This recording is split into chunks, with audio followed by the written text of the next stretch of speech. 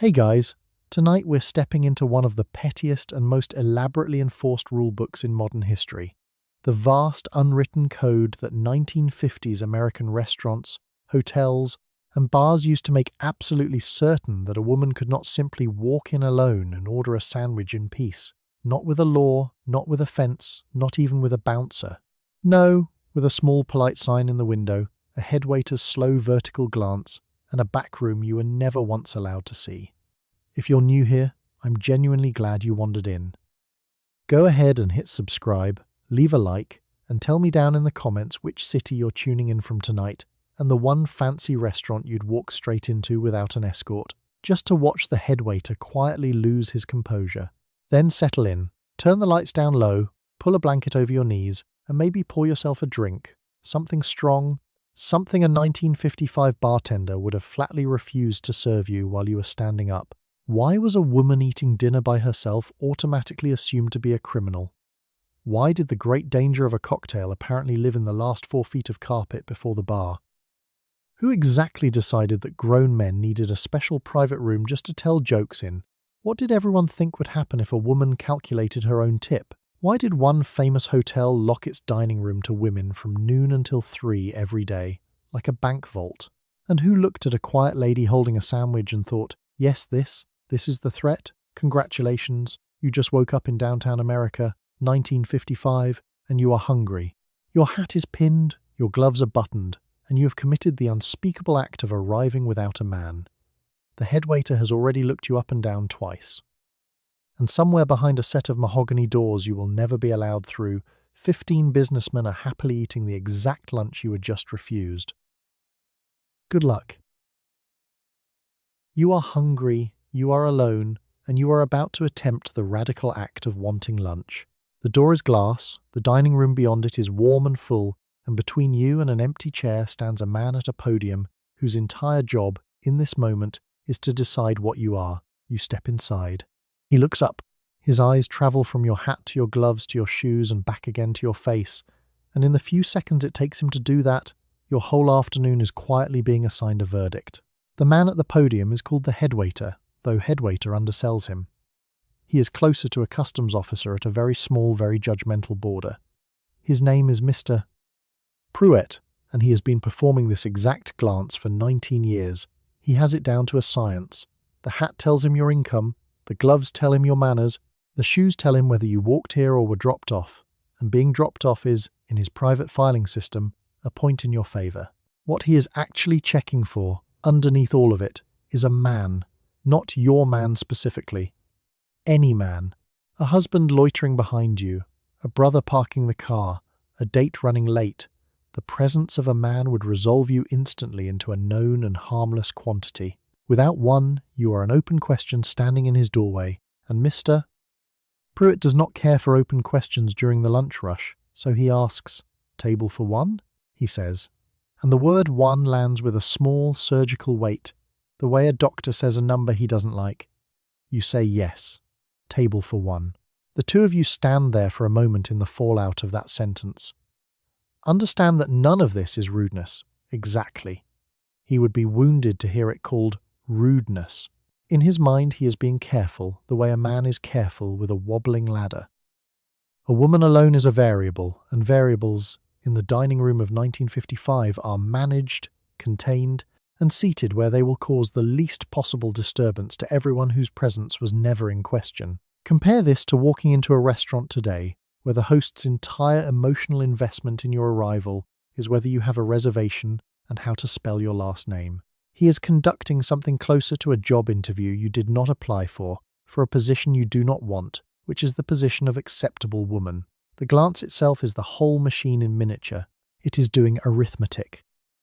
Respectability minus solitude, plus the quality of your coat, divided by the time of day. Somewhere behind his eyes a number comes up, and the number decides whether you are walking toward the window or toward the kitchen, and you will not be shown how the sum was reached. You have, of course, done absolutely nothing. You have wanted soup. That is the entire extent of your provocation. But the door of a 1955 restaurant treats a woman's appetite, unaccompanied, as a small act of nerve, and Mr. Pruitt's job is to meet that nerve at the threshold and quietly take its measure before it gets any further into the room. The hat helps. You knew it would, which is why you wore it. A good hat is a letter of introduction you can pin to your head, and he reads it the way a bank reads a credit history. The gloves help too. Together they say lady, and lady is the password that gets you past the podium, most days, into the dim, warm country of the actual dining room. He gathers up a menu. A single menu, he has decided. The verdict has come back, and the verdict today is that you may enter, conditionally, provisionally, on a kind of social parole. This way, he says. And you follow him in, having passed the first test simply by surviving the look. You see the sign before you see the menu. It hangs in the window or sits propped by the register, lettered plainly, the way a place posts its hours or its prices. No Unescorted Ladies will be served. You read it twice, not because it is unclear, but because it is so perfectly clear. It is not aimed at troublemakers, or the badly dressed, or the loud. It is aimed at you, specifically, on the single ground that no man happens to be standing next to you at this particular moment. The word doing all the work is unescorted. It is a remarkable word. It manages to turn a grown woman into a parcel, a thing that requires a courier, undeliverable on its own. Escorted, you are a guest. Unescorted, you are a logistics problem the restaurant has decided, in advance and in writing, not to solve. The sign is the polite version. That is the genuinely strange part. Somebody sat down, considered the matter, and chose these particular words as the gentle, hospitable, and considerate way to say it. The cruder phrasing was right there. They went with ladies, capital L, the chivalrous word, the word you use when you are holding a door, deployed here in the act of refusing to hold one. The sign also performs a small magic trick of blame. It does not say we will not serve you. It says you will not be served, as though service were weather, a thing that simply fails to happen to certain people, no hand involved. The restaurant gets to refuse you and sound regretful about it in the same breath, like a man explaining that the rules sadly tie his hands, rules he printed himself last spring. Consider what the sign is quietly accusing you of. It assumes that a woman alone is here for something other than the food. It assumes the something is either disreputable or disruptive. It assumes, above all, that your husband, had you been issued one, would have made all of this fine. The sign is less a rule about women than a rule about men, specifically the soothing effect a nearby man is believed to have on the whole arrangement, the way a chaperone calms a dance. The man at the register, a Mr. Albert Voss, does not so much as look up as you read it. He has watched 1,000 women read this sign. He polishes a glass with a small cloth and lets the lettering do his talking, which is the entire point of a sign. A sign is a refusal that never has to make eye contact. It does the unpleasant work so the staff can keep their hands clean and their afternoons smooth. It is worth saying that the sign is, in 1955, completely legal. There is no law you can wave at Mr. Voss. A restaurant may hang a sign barring women alone the way it may hang a sign barring bare feet, and the law, asked to weigh in, mostly shrugs and looks at its shoes. The sign is not breaking the rules. In a very real sense, the sign is the rules. What the sign cannot quite hide is its own nervousness. You do not post a notice this firm against a threat that isn't keeping you up at night. The lettering is the size of a real fear. Somewhere in the management of this establishment lives the genuine conviction that one quiet woman, eating a sandwich by herself, could unravel the whole respectable enterprise, and the only thing standing between order and chaos is a piece of cardboard in the window. So, you read it the second time, and you let it sink in that the obstacle is not your behaviour, your dress, your money, or your manners, none of which has been tested. The obstacle is your arithmetic. 1 woman, 0 men. The sum is unacceptable, and the sign has been waiting in the window all morning to tell you so before you even reached for the door. You are told, very politely, that this is not your door.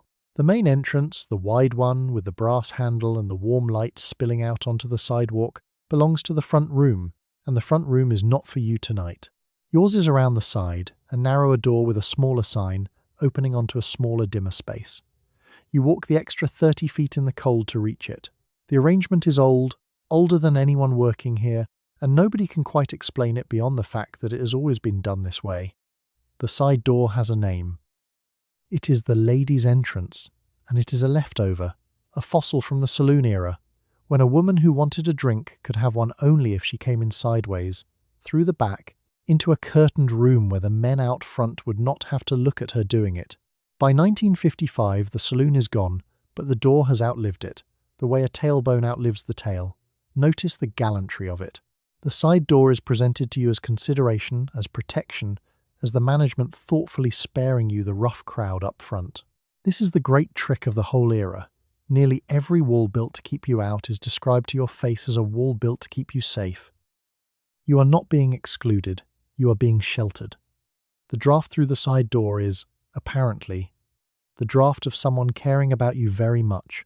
The room the side door opens onto is real, lesser, and forlorn.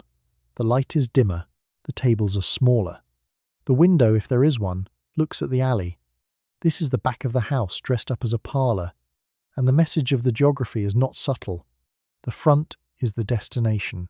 You have been routed to the annex, the spur line, the platform the express train does not stop at, mister. Cornelius Healy minds the side door, and he holds it open with a little bow, a flourish he performs as though he is doing you the favour of your life. He has decided that the bow erases the door. It does not. A bow at the back entrance is still the back entrance, with better posture. What the arrangement is really protecting is the front room's idea of itself. The men out front are not, in fact, in any danger from you, but they are enjoying a particular feeling, the feeling of a room that is theirs, and the side door preserves that feeling by keeping the evidence of you out of their sightline. You are not a threat to their safety. You are a threat to their atmosphere. An atmosphere, in 1955, is fiercely defended real estate. A grim economy runs underneath it too. The side room means the restaurant gets to take your money without disturbing the impression that it does not want it. You are served, you pay, you tip, and the front room never has to acknowledge the transaction occurred. It is a way of having you as a customer while maintaining, for the comfort of everyone out front, the fiction that you were never really here. You could refuse. You could plant your feet at the brass handle of the main door and make a scene. But you are tired, and it is cold, and the soup is the same soup either way, ladled from the same pot, carried 30 feet sideways to the lesser room. So you take the side door, the way you take most of it, and you file the small humiliation alongside all the others, in the growing drawer where they are kept. The door closes behind you with a softer sound than the front one makes. Even the hinge is quieter back here. You sit at your small table by the alley window, and you order, and the food, to its credit, arrives without comment. The door did all the commenting it needed to do on the way in. You have made it past the door, which is its own small miracle, and now you are being seated. The host gathers up a single menu and begins to walk, and you follow, and you notice almost immediately that you are not walking toward the window. You are walking toward the back, past the good tables, past the softly lit booths, all the way to a small table wedged beside the swinging door to the kitchen, where the waiters come barreling through, and the air carries a faint warmth from the dish pit. This, apparently, is your seat. The table by the kitchen door is the dining room's penalty box, and you have been sent to it without committing a foul. Every restaurant has one. It is the table nobody requests, the one given to the late, the cheap, the difficult, and, reliably, the woman alone. It is the 1955 equivalent of the middle seat in the last row beside the lavatory. The kitchen door swings, and each swing delivers a small gust of onion and a glimpse of a man in an apron yelling about a fish. Your placement follows a logic, of a sort. A woman alone is to be seated where she is least visible, because her visibility is the actual problem. Out by the window, lit and lingering, she might be mistaken for an advertisement, a woman on display, a woman available. Tucked by the kitchen, half in shadow, she is filed away, present but not on view, like a coat the restaurant is holding until someone claims it. The table itself is a confession. It is the smallest one they have, a little two-top that has clearly been a one-top its whole life, wobbling slightly on a leg that meets the floor only when it feels like it. The chair faces the wall. You will dine looking at the wallpaper and the swinging door, which means you will spend the meal with your back to the room, unable to watch the room watch you. Some thought went into that. Your waiter is a Mr. Desmond Falk and Mr. Falk works the kitchen station the way a man works a toll booth, efficiently and without affection. He sets down the water, recites the specials at a clip, and is gone again through the swinging door before you have decided on anything, leaving you alone with the wallpaper and the smell of somebody else's better lunch. The comparison the kitchen table invites is unflattering, exact, and impossible to miss. A man alone, a businessman with a newspaper, would be seated out front near the window without a second thought, because a man alone is a regular, a fixture, a customer. The very same solitude that makes him distinguished makes you suspect. He is dining. You are loitering. The only variable is which one of you the restaurant has decided to be afraid of. Notice too that the bad table does double duty. It punishes you for arriving alone, and it discourages you from doing it again. The discomfort is not a side effect. It is the message. Sit here by the dish pit long enough, the table suggests, and perhaps next time you will bring a husband or stay home, or learn to want lunch less. The chair facing the wall is a small piece of behavioral engineering with a napkin folded on it, and yet you sit. You have learned that the kitchen table is the price of admission, and you have decided, today, to pay it. You arrange your gloves beside the bread plate. You open the menu. The swinging door swings, delivering its onion and its shouting, and you read the entrees as though you cannot feel the warmth of the dish pit on your left shoulder, because feeling it changes nothing, and reading the menu at least moves the afternoon forward. The soup, when it comes, is the same soup they are serving at the window. That is the small, cold consolation of the worst table in the house. The kitchen does not discriminate, even when the dining room does. The pot is democratic. Only the seating chart has opinions. You arrive at noon, which you will shortly learn is precisely the wrong time to want anything. The dining room is full and humming and entirely functional, except it is not available to you, because it is the lunch hour, and in this establishment, the lunch hour belongs to men. From roughly noon until 3 p.m., this room, and rooms like it across the country, quietly close their tables to women. It is not written into any law you could point to. It is a policy everyone seems to know and nobody ever bothered to print. The reasoning, when you finally drag it into the light, is about commerce. The lunch hour is when the city's men do their business over food, the famous working lunch, where deals are sealed between the soup and the coffee. A woman at the next table, the thinking goes, would be a distraction, a leak in the seal, a reason the deal might not close. You are not being barred from the food. You are being barred from the negotiations the food is secretly hosting. The grandest version of this rule lives at the Oak Room of the Plaza Hotel in New York, which shuts its doors to women on weekdays until 3 p.m., the precise hours the stock market is open. The room is closed to women for exactly as long as the market trades, as if a woman's presence might affect the Dow, as if she were a weather event the exchange had to root around. The policy stands, unbothered, for some 60 years. The lunch lockout has a particular insult built into it that the all-day bans lack. You are not unwelcome here. You are welcome at 4 o'clock. You are welcome at dinner with a man. You are simply not welcome during the 3 hours that matter most, which are reserved for the people whose time is presumed to be worth more than yours. You may have the leftovers of the clock. The woman who explains the rule to you is not a man at all. She is a regular, a missus. Imelda Crane, who eats here often at 4 sharp and times her whole afternoon around the lockout the way a sailor times a tide. She taps her wristwatch at you, once, with a gloved finger, and says, "Come back when the gentlemen are finished."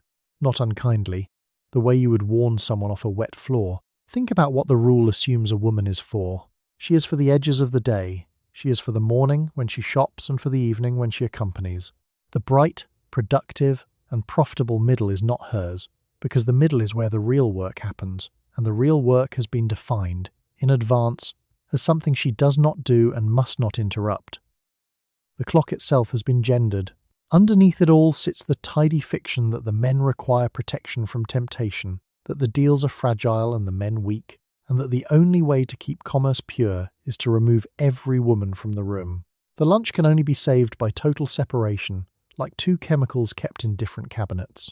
So you stand in the doorway at noon, watching 100 men eat a lunch you are not permitted to buy, and you do the math on the afternoon. 3 hours to kill. A tea room, maybe, or a bench, or a long, slow circuit of a department store you do not need anything from. The city has handed you an enforced intermission and called it courtesy. You will come back at 3.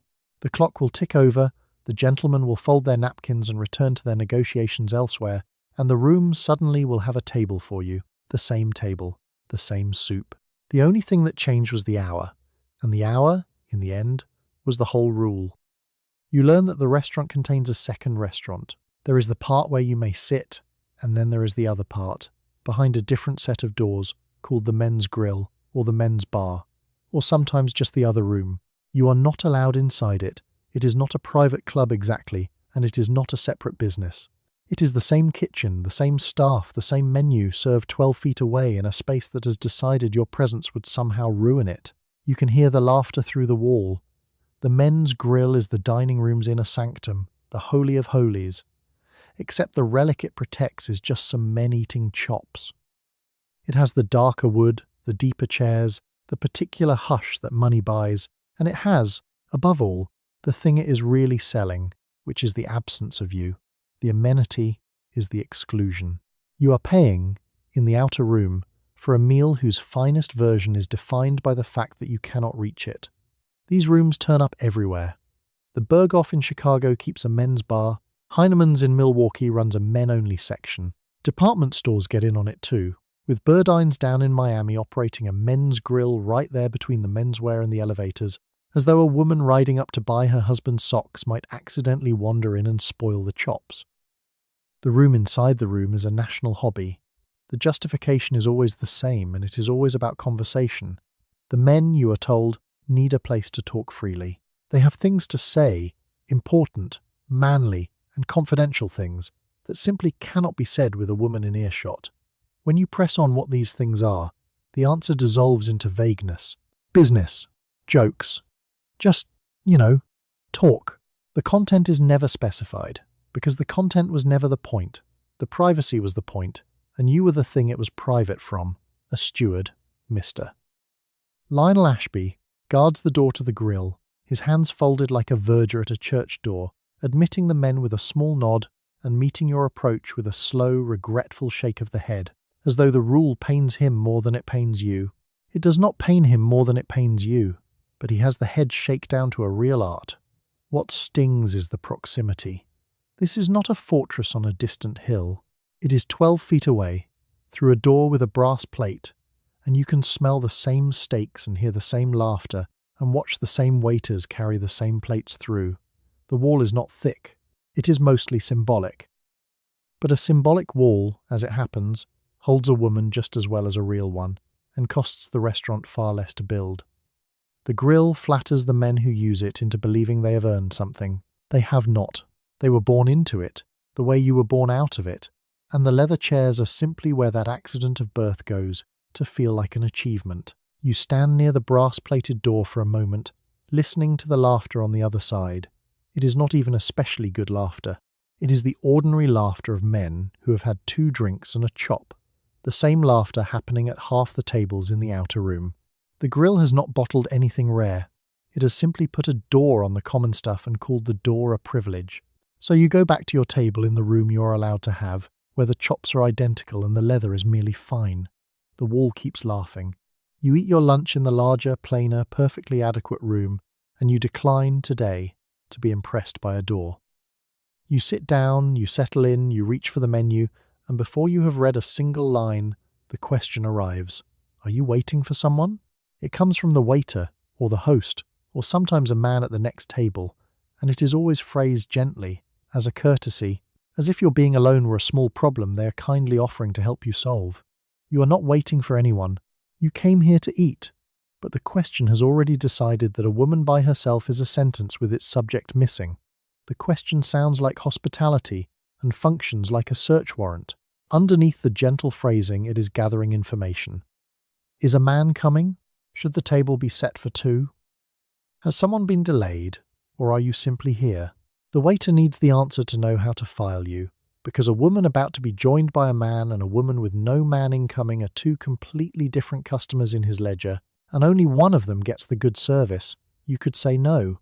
You could say, simply, that you are dining alone, and watch what the sentence does to the room. But it lands like a small confession, because the question was built to make any answer except a man is coming sound like an admission of something. You did nothing, and yet here you are, explaining yourself over a breadbasket. It is Mr. Royce Tremaine who asks today, resetting the second place setting as he does, his hands already poised over the spare fork, ready to whisk it away the instant you confirm the worst. When you tell him no, no one is coming, he removes the second setting with a small, sorrowful efficiency, clearing the evidence of the companion you failed to produce, and the empty space across from you somehow looks emptier than it did before he tidied it. The genius of the question is that it never has to say what it means. It just asks, softly, "Are you waiting for someone?" and lets your own answer do the work of making you feel like a leftover. The cruelty is outsourced to politeness, which is the era's favourite trick. Men, of course, are never asked this. A man alone at a table is a man having lunch, a complete thought, a closed circuit. Nobody hovers over him wondering whether his wife is coming to rescue him from the indignity of a solo chop.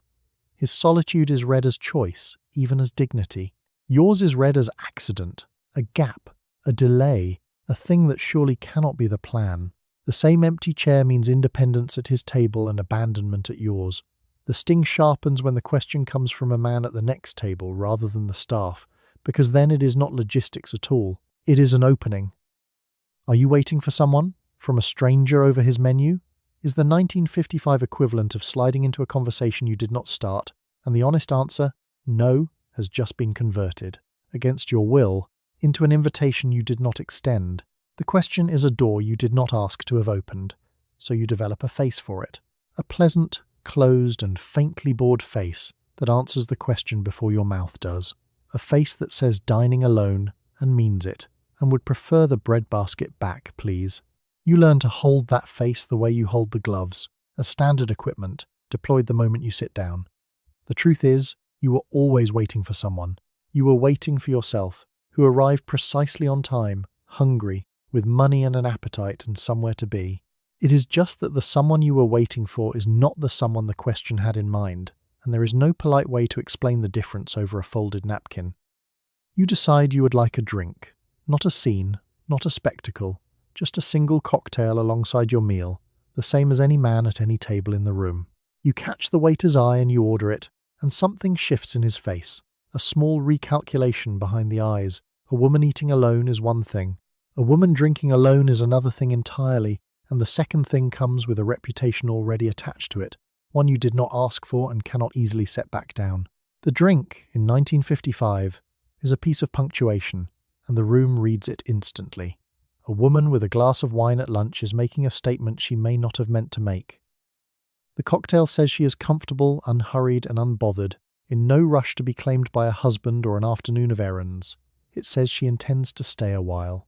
And staying a while, for a woman alone, is the precise behaviour the whole establishment is organised to discourage. The order itself becomes a small negotiation. Your waiter, a mister. Harlan Pike repeats it back to you with a faint upward lilt. Just for you, ma'am, turning your sentence into a question, giving you a graceful exit in case you would like to reconsider and order the iced tea like a sensible person. You confirm the cocktail. Mr. Pike absorbs this the way a man absorbs news of rain on a day he forgot his umbrella and goes to fetch it. A whole submerged theory is at work about women and alcohol, and it runs that a woman drinking is a woman whose judgment is sliding, and a woman whose judgment is sliding is a woman who might do, or invite, or permit, the very things the front-of-house signage exists to prevent. The cocktail is not just a drink. In the management's imagination, it is the first domino, and the dining room would very much prefer the dominoes stayed standing. To hear the staff tell it, a woman's second cocktail is very nearly illegal in several countries. The drink arrives looking slightly embarrassed to be there. Mr. Pike sets it down a few inches farther from you than he would for a man, a tiny diplomatic distance, as if to make clear that the glass and the restaurant are not formally associated.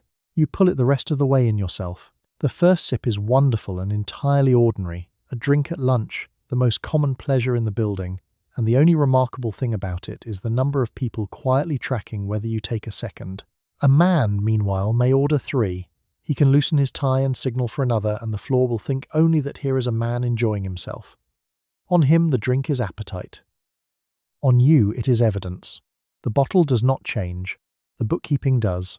The deepest absurdity is that you ordered a drink, not an incident, and the room has supplied the incident free of charge, out of its own imagination. Nothing has happened. You are a woman having a cocktail with a sandwich, which is to say you are having lunch, but you have learned that lunch, performed by a woman alone with a glass in her hand, is treated as a kind of small public dare, answered by a small public surveillance. You could play it safe. You could order the sherry, the drink that apologizes for itself, and slide back under the radar. But today you wanted the cocktail, the real one, the one a man would order without a single thought, and so you ordered it, and you are drinking it, slowly, looking at the wallpaper, daring the room to make it mean anything. It is, in the end, a very good drink. That is the part the surveillance can never touch. Whatever the room decided you were the moment the glass arrived, the bourbon is unbothered, and so increasingly are you.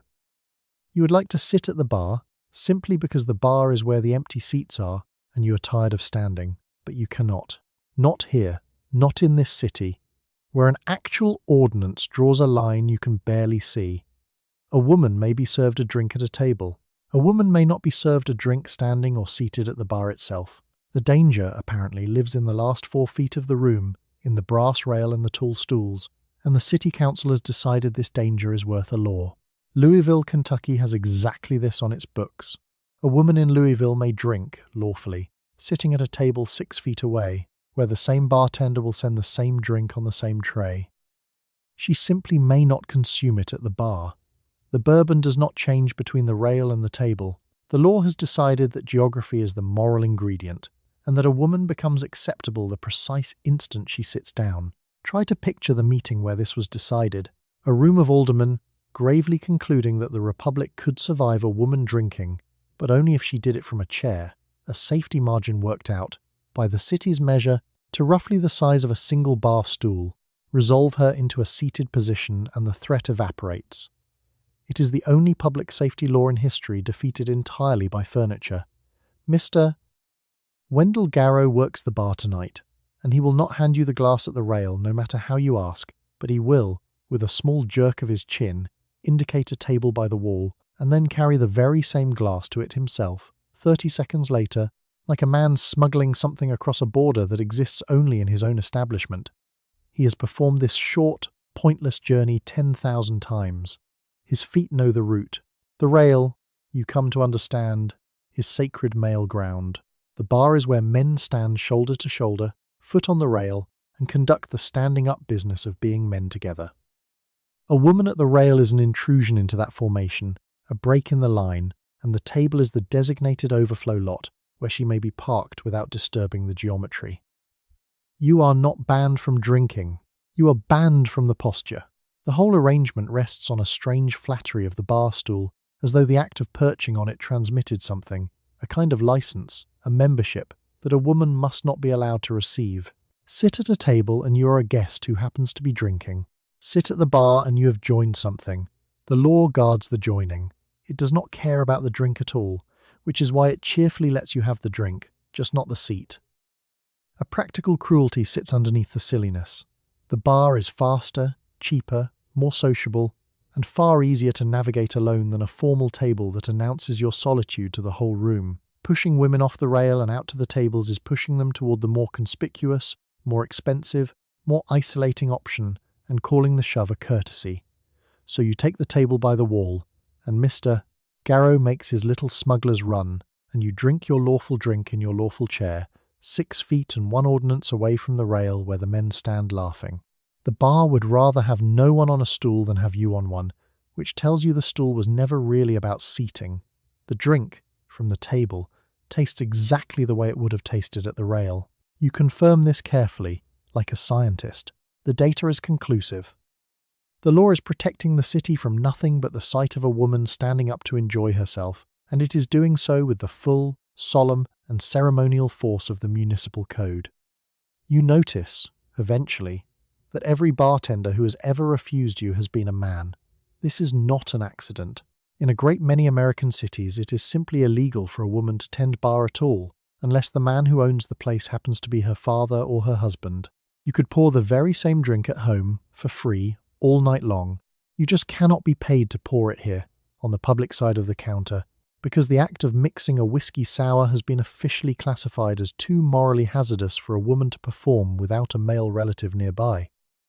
Michigan wrote this into law, and in 1948 the question went all the way to the Supreme Court of the United States, which is a sentence that should give you pause. The highest court in the land convened, in robes, to consider whether a woman could be trusted to operate a cocktail shaker. They decided she could not, or at least that a legislature was within its rights to think so, and they wrote it down, and it became the settled law of the country. The case is called Gozart against Cleary, and the people in it were real. Valentine Gozart owned a bar in Dearborn and wanted to keep working it alongside her daughter Margaret. There was another owner, Carolyn McMahon, and a working barmaid named Gertrude Nadrowski, women who poured drinks for a living and would like to go on doing it. Against them stood Owen Cleary and the Michigan Liquor Control Commission, defending a law that said these women could tend bar only if a Gozart husband or a Gozart father held the license. Follow the logic, because it is a marvel. A woman could own the bar, the building, the license, the very bottles. She simply could not stand behind the counter and pour from them unless a man in her family owned the place, in which case the danger somehow vanished. The peril was never the pouring. The peril was a woman doing it on her own authority, and the cure was to staple a man to her employment. The justice who wrote the opinion was a Mr. Felix Frankfurter, and Frankfurter reasoned that a legislature might rationally believe the presence of a woman's husband or father would head off the moral or social problems that bartending could otherwise visit upon her. The court did not say women were incapable. It said a watching man would keep the trouble away, the same magic chaperone logic running under every rule in this whole strange building, now wearing a black robe and citing the Constitution. The woman who explains all this to you is the barmaid herself, a missus. Gozart in spirit if not in name, who keeps working because her husband holds the paper and who slides your lawful drink across the wood with a flat, tired and knowing smile and says, "I can pour it. I just can't own the right to." What the ruling protected in the end was not women and not morals, but the men who tended bar and did not want the competition. The fatherly worry was the wrapping. The closed door was the gift inside. So the counter has a side for you and a side against you. The line is not skill, since the barmaid mixes a better drink than half the men, and not safety, since nothing dangerous is happening near the maraschino cherries. A woman may receive the drink. A woman may not on her own steam command it. You take your glass from her hands, the hands the Supreme Court worried about, and you drink to Valentine Gozart, who owned a bar she was not allowed to fully work, and lost in Washington, and kept pouring anyway. The drink, mixed by a woman, is excellent. The law remains on the books. Both things are true at once, which is most of what this era ever amounts to. You learn that there is a word for the thing they are afraid you might secretly be. A B-girl, a bar girl, a woman who works a room by letting men buy her drink after drink and then quietly splits the inflated tab with a house. You have never done this.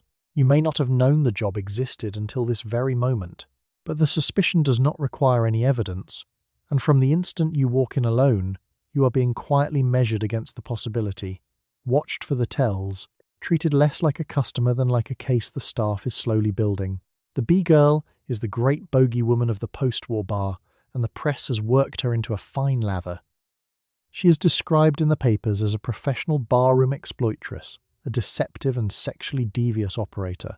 She is everywhere and nowhere, a panic in a cocktail dress, and her real function is to justify treating every unaccompanied woman as a suspect until proven otherwise, which is a thing that cannot actually be proven. In San Francisco, the state's Alcoholic Beverage Control Board complains that B-girls have infested the city's bars and are responsible for the despoilment of the proper barroom atmosphere. Sit with that phrasing.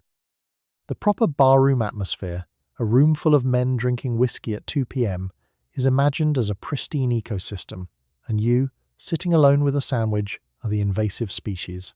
The consequences for a woman caught up in these campaigns are not a stern word and a headshake. They are real, and they are brutal. A woman suspected of being a B-girl can face police harassment, arrest, sometimes with no bail, mandatory testing for venereal disease, quarantine, and charges of promiscuity that follow her around afterward. The full machinery of public health and criminal law can be brought down on a woman for the crime of being at a bar and being, in someone's judgment, the wrong kind of alone.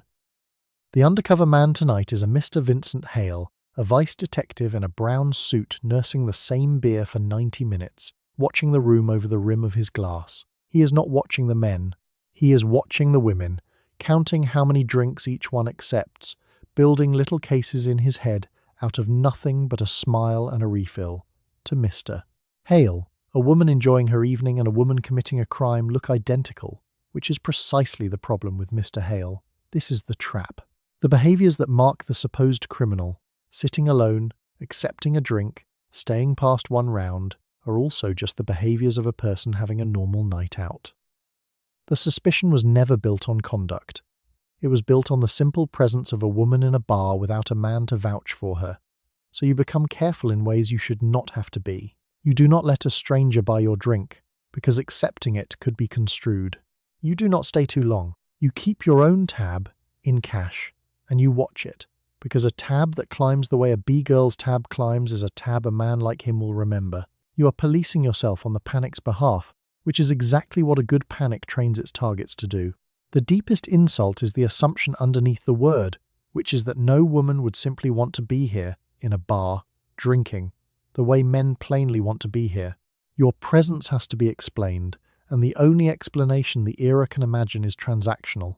You must be selling something because the alternative, that you came for a drink in your own company, is somehow more unthinkable to them than organized vice. You finish your beer, you pay your own honest tab, and you leave before his arithmetic reaches whatever number it is climbing toward. Out on the sidewalk, the air is cool and uncomplicated. You committed no crime tonight, which still somehow feels like getting away with something. You finish your meal and you ask for the check, which is the moment you collide with one of the era's stranger convictions about you. There is a widely held theory, repeated by restaurant men with genuine confidence, that women simply cannot reliably calculate a bill and a tip. You, who run a household budget down to the last penny, who balance accounts no one else in your home will touch, are presumed to go suddenly helpless at the sight of basic arithmetic the moment it arrives on a small folded slip. The check lands on the tray. You feel the room wait to see whether you can manage it. The belief is a small marvel of selective blindness. The same culture that hands a woman the entire running of a household, the careful weekly sorcery of feeding a family on a fixed sum, also believes she goes glassy at the sight of a lunch tab and a 15% calculation.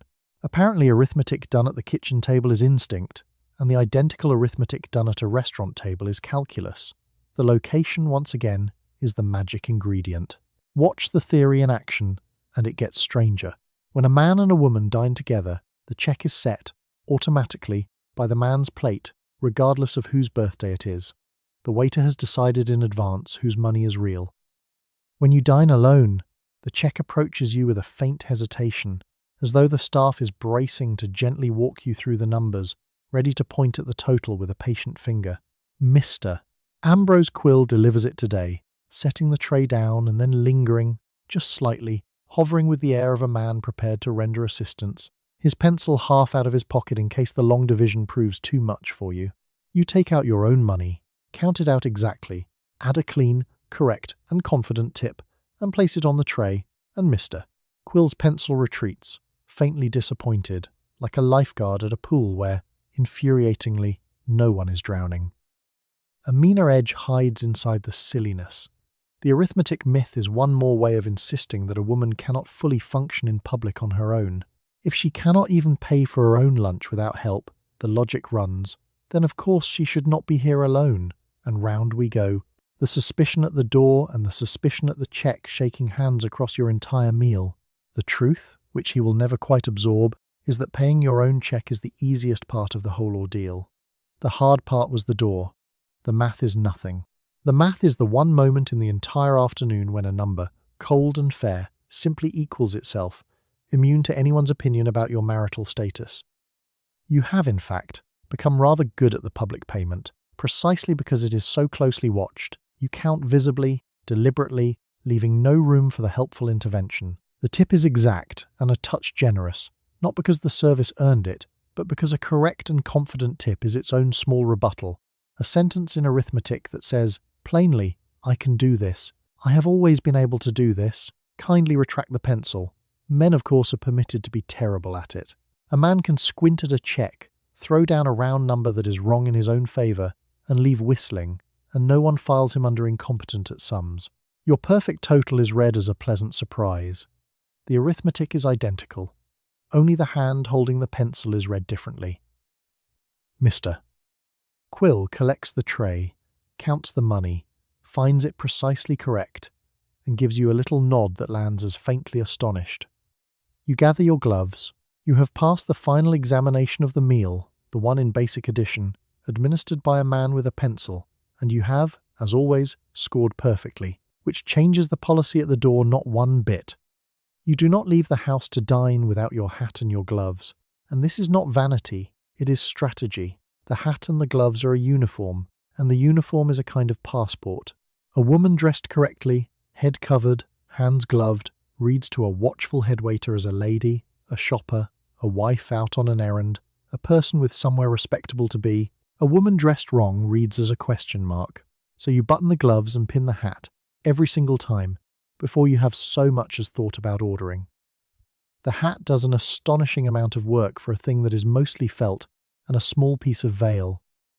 It announces, before you have said one word, that you have a household, a budget, a place in the order of things. A good hat is read the way a bank reads a credit history, and the headwaiter does the reading at the door, swiftly, the way a conductor punches a ticket without breaking stride. The gloves matter for a stranger reason.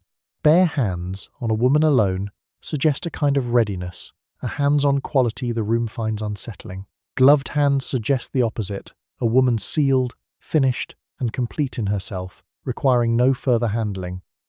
You peel them off only to eat, finger by finger, and the small ceremony of removing them at the table is itself a credential, a thing a lady does, and a thing a woman in a hurry does not bother with. The whole system is a code, and the marvellous, exhausting thing about it is that you can pass it. Dressed to the standard, and the suspicion that meets every woman alone softens by a crucial degree. You are still alone, still a problem in the abstract, but you are a well-dressed problem, a problem with a hat pin and clean gloves, and a well-dressed problem gets the better table and the milder questions.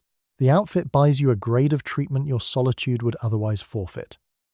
The woman who taught you this is your aunt, a missus, Edith Marsh, who never in her life entered a dining room without first pausing at the cloakroom mirror to adjust the hat a quarter inch and tug each glove smooth to the wrist. She does it the way a soldier squares a cap before inspection. They cannot turn you away for being alone. She told you once, if they cannot find a single other thing wrong with you. The hat was her armour, and she wore it into every room like one. Something a little sad is folded into the strategy, which is that it converts getting dressed into a daily act of self-defence. A man puts on a suit to look like a man with business. A woman puts on a hat and gloves to look like a woman who cannot be refused. His clothes express him. Yours have to protect you, and the two are not the same errand at all. The code is also pitiless to anyone who cannot afford it. A working woman on her lunch break, hatless, hurried, is read as exactly the thing the signage warns against, while a leisured woman in the right felt sales passed untouched. The dress code is a class filter wearing the costume of manners. So you pin the hat, you smooth the gloves, you perform the small ritual at the cloakroom mirror that your aunt performed, and that her aunt performed before her, a chain of women adjusting their armour in restaurant mirrors going back further than anyone can name. You walk in looking like a person no one could possibly object to, which is the only reliable way you have found to be left alone with your lunch. The headwaiter glances up, reads the hat, reads the gloves, and his face does the small thing you dressed for it to do. It relaxes. You have passed, again, at the door, in the costume that passing requires. You are eating slowly because you would like to enjoy your meal, and this, it turns out, is a tactical error. The waiter has begun to hover. Your plate is whisked away the instant your fork pauses. Your water glass is refilled with a briskness that is plainly not hospitality. A woman alone is expected to eat and go, to occupy the chair for the minimum tolerable duration, because a lingering woman is a woman who might be waiting for someone, or available to someone, or simply taking up a seat a faster and less complicated customer could be using. The hovering is a language, and you have learned to read it fluently. The too prompt clearing of the plate. The check that arrives before you asked for it, face down, a polite eviction notice on a small tray. The waiter who appears at your elbow during the one bite you wanted to savour, asking, with terrible attentiveness, whether there will be anything else. Each gesture wears the mask of service, and each one means the same thing. The chair, please, when you are ready. The man at the table beside you is in no danger of any of this. He has finished his lunch, lit a cigarette, opened a newspaper, and settled in for what is clearly going to be a leisurely 40 minutes of being a man at rest in the world. No one clears his coffee. No one refills his water like a hint. He lingers magnificently, and the staff flows around him as though his right to occupy the chair were a law of physics. Mr. Salvatore Renz performs your gentle eviction, and he has a particular move, a slight lean in over your shoulder with the coffee pot, close enough to imply that the table is needed, never close enough to be called rude. He pours an inch you did not request. He asks if you are finished while a third of the plate remains. He is not cruel. He is simply applying the pressure the room expects him to apply to a woman who has had the nerve to relax in it. The rush is partly arithmetic and partly nerves. The arithmetic is turnover, the table that earns more the faster it empties and fills, and a slow solo diner is bad arithmetic. But the nerves are the real engine. A woman settling in, getting comfortable, ordering a second coffee, is a woman who looks like she might stay, and a woman who stays is a woman the room has to keep accounting for. Keep watching. Keep wondering about. The fastest way to stop wondering about you is to get you out the door. The quiet cruelty is in being denied the part of the meal that is not the food. The lingering is the point of eating out. The second coffee, the few minutes of doing nothing in a warm room, the small civilized pause, that is the luxury you paid the markup for. To be served the food but hurried out of the pause is to be sold the meal and denied the dining, charged full price for a thing delivered half measure. So you develop your counter moves, small, stubborn, and deliberate.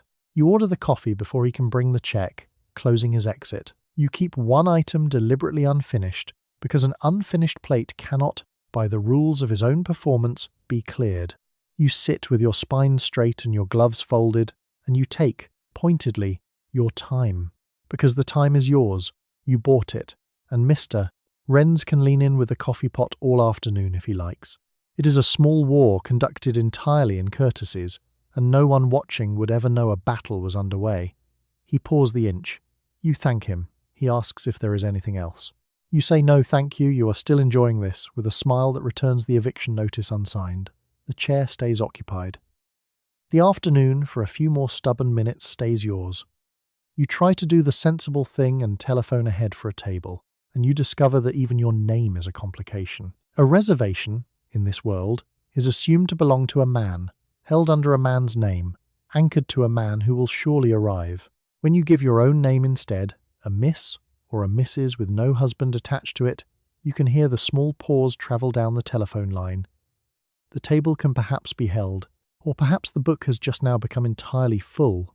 The book fills up with remarkable speed the instant it senses no man is coming. The reservation book is the restaurant's brain. There is a line for the name, and a line for the party size, and the party of one, written in a woman's name, is the entry the book likes least. A party of one signals no second cover, no bar tab, no bottle of wine for two, none of the spending that makes a table worth its square footage. You are, on paper, the least profitable booking in the book before you have eaten a thing. The voice on the telephone today belongs to a Miss Dorothy Pruitt, who keeps the book in a tight, beautiful, and practiced hand, and who repeats your request back to you with a downward turn at the end, a table for one, as though confirming a typo. She runs a fingertip down the page. You can hear it, a small dry whisper of skin on paper, and then comes the verdict, delivered with flawless regret that they are terribly sorry, but the evening appears to be quite committed. The evening was not committed 9 seconds ago when she assumed you were calling for your husband. The genius of the full book is that it never has to refuse you out loud. The full book is the polite cousin of the sign, the refusal that wears an apology, the no that sounds like bad luck. Nobody barred you. The tables simply, regrettably ran out in the half-second between your first name and the absence of a man behind it. You cannot argue with a full book. That is the entire point of telling you the book is full. A man calling for the same table at the same hour would find the book miraculously roomier. His party of one is a regular, a steady diner, a man who will be back, possibly with clients, possibly with a wife. Your party of one is a liability the book would rather not seat. The same single chair means welcome at his name and inconvenience at yours, and the book does the sorting silently, in ink, before either of you arrives. You have collected the workarounds, one by one. You can give a man's name, a brother, a father, an invention. You can book as a party of two and simply turn up as one, absorbing the small frost of the host who counts the empty chair. The whole repertoire is a quiet fraud, and you commit it without guilt, because the book defrauded you first by pretending a woman's dinner was worth less than a man's. What the book cannot quite admit is that it is not actually full and never was. It is selective, which is a different thing wearing the same word. There is room for the right diners all evening long, room that materializes and evaporates according to who is asking, a supply that bends to the shape of the restaurant's preferences. The book is not a record of the tables. It is a record of who the restaurant would prefer to be sitting at them. So you hang up, or you give the false name, or you book for the husband who does not exist and prepare your small apologetic story about his absence. You have learned that the truth, your own name attached to your own appetite, is the one piece of information most likely to lose you a table. So you have stopped, on the hard days, offering it, and the book, none the wiser, finds it has space after all. You glance over the menu and the drink list and you understand, without anyone having to tell you, that not all of it is meant for you. A man may order whatever he pleases. The whiskey, the steak, the second and third drink. A woman, alone, is expected to choose from a much narrower column, a small sherry perhaps, or a glass of white wine, something pale and modest and slow to finish. Order the wrong thing, the strong thing, the man's thing, and you have announced something about yourself to the whole room, whether or not you intended to say it out loud. The rules are nowhere printed and everywhere understood. There is a column of drinks a lady may have, pale, sweet, and small, and a column she may not, dark and strong and served neat, and the line between them is not about alcohol at all, since the sherry and the whiskey can be poured to the same proof. The line is about what each drink says. The sherry says restraint. The whiskey, in a woman's hand, says appetite. An appetite is the quality a woman alone is supposed to have left at home. The food carries the same hidden grammar. A woman is steered, gently, toward exactly 3 acceptable choices: the salad, the half portion, the consommé, as though a full appetite were unladylike. The steak, the heavy and the hearty, belongs by custom to the man, who is permitted, even expected, to be hungry. You want the steak, you order the steak, and you watch the small flicker cross the waiter's face, the tiny recalibration of a man who has just learned you intend to eat like a person, mister. Conrad Beale, steering you tonight, has a smooth way of nudging, repeating the lighter options with a touch more warmth. The chicken salad lands lovely this time of year. The consommé is very popular with the ladies, building a little fence of suggestions around the modest end of the menu and hoping you will graze inside it. When you order the steak and a bourbon, Mr. Beale absorbs the news with the faint air of a man whose careful fencing has been stepped straight over. A whole theory of femininity hides in the drink list, and the theory is that wanting things, openly and largely, is a male prerogative. A man's hunger is healthy. A woman's hunger needs managing, reducing to a delicate plate and a pale glass. The menu is not offering you food and drink. It is offering you a script for how much desire a woman is allowed to display over lunch, and the approved quantity is small. The cruelty is in how public the choice is. A man's order is nobody's business. Yours is read aloud, by your own mouth, to a waiter who will carry his impression of it back to the floor. The bourbon and the steak are a sentence about you, spoken in food, and the room hears it. You have to decide, every single time, whether you would rather eat what you want and be read a certain way, or eat what is approved and disappear safely into the pale and the small. Most days you have learned to simply not care. You order the thing you came in wanting. The steak arrives, rare, enormous, gloriously unladylike, and the bourbon sits beside it like a small dark dare, and you eat and you drink with the plain appetite of a person who walked some distance and is hungry. The room may read whatever it likes into the plate. The plate, for its part, is delicious and entirely yours. Mr. Beale clears the bones at the end with a grudging respect, a man revising his estimate of you in real time. You have ordered like a person, eaten like a person, and declined the pale, modest column the whole menu was quietly herding you toward. The fence is still there. You simply stepped over it, the way you step over most of them, and ordered the steak. You reach for a cigarette, which in 1955 is the most ordinary object in the world, and for a woman sitting alone, somehow not ordinary at all. A man lighting up at his table is invisible, part of the furniture. A woman doing exactly the same thing, by herself, draws a look she can feel landing on the side of her face. The cigarette says something, though no two rooms agree on what it says. Sophisticated in one place, fast in another, available in a third. You light it anyway, and then you wait to find out which kind of room you have walked into. The trouble starts with the lighting itself, because a lady does not light her own. A man is supposed to materialize with a flame, lean in, and perform the small courtesy, and the whole gesture is built around a woman who arrives attached to one.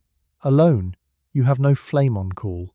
So you produce your own lighter and light your own cigarette, a tiny act of self-sufficiency that the floor reads as a tiny act of independence, which is the very quality under suspicion at your table all afternoon. The cigarette is also a clock you are not supposed to wind. A man with a cigarette is a man taking his time, and you have already learned what the establishment thinks of a woman taking hers.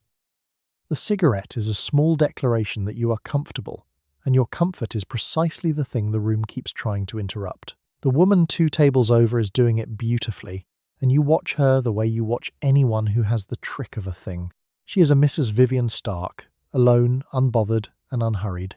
She holds the cigarette at a lazy angle, and taps the ash with one unhurried finger, and gazes at the middle distance as though the room were a painting she had already decided not to buy.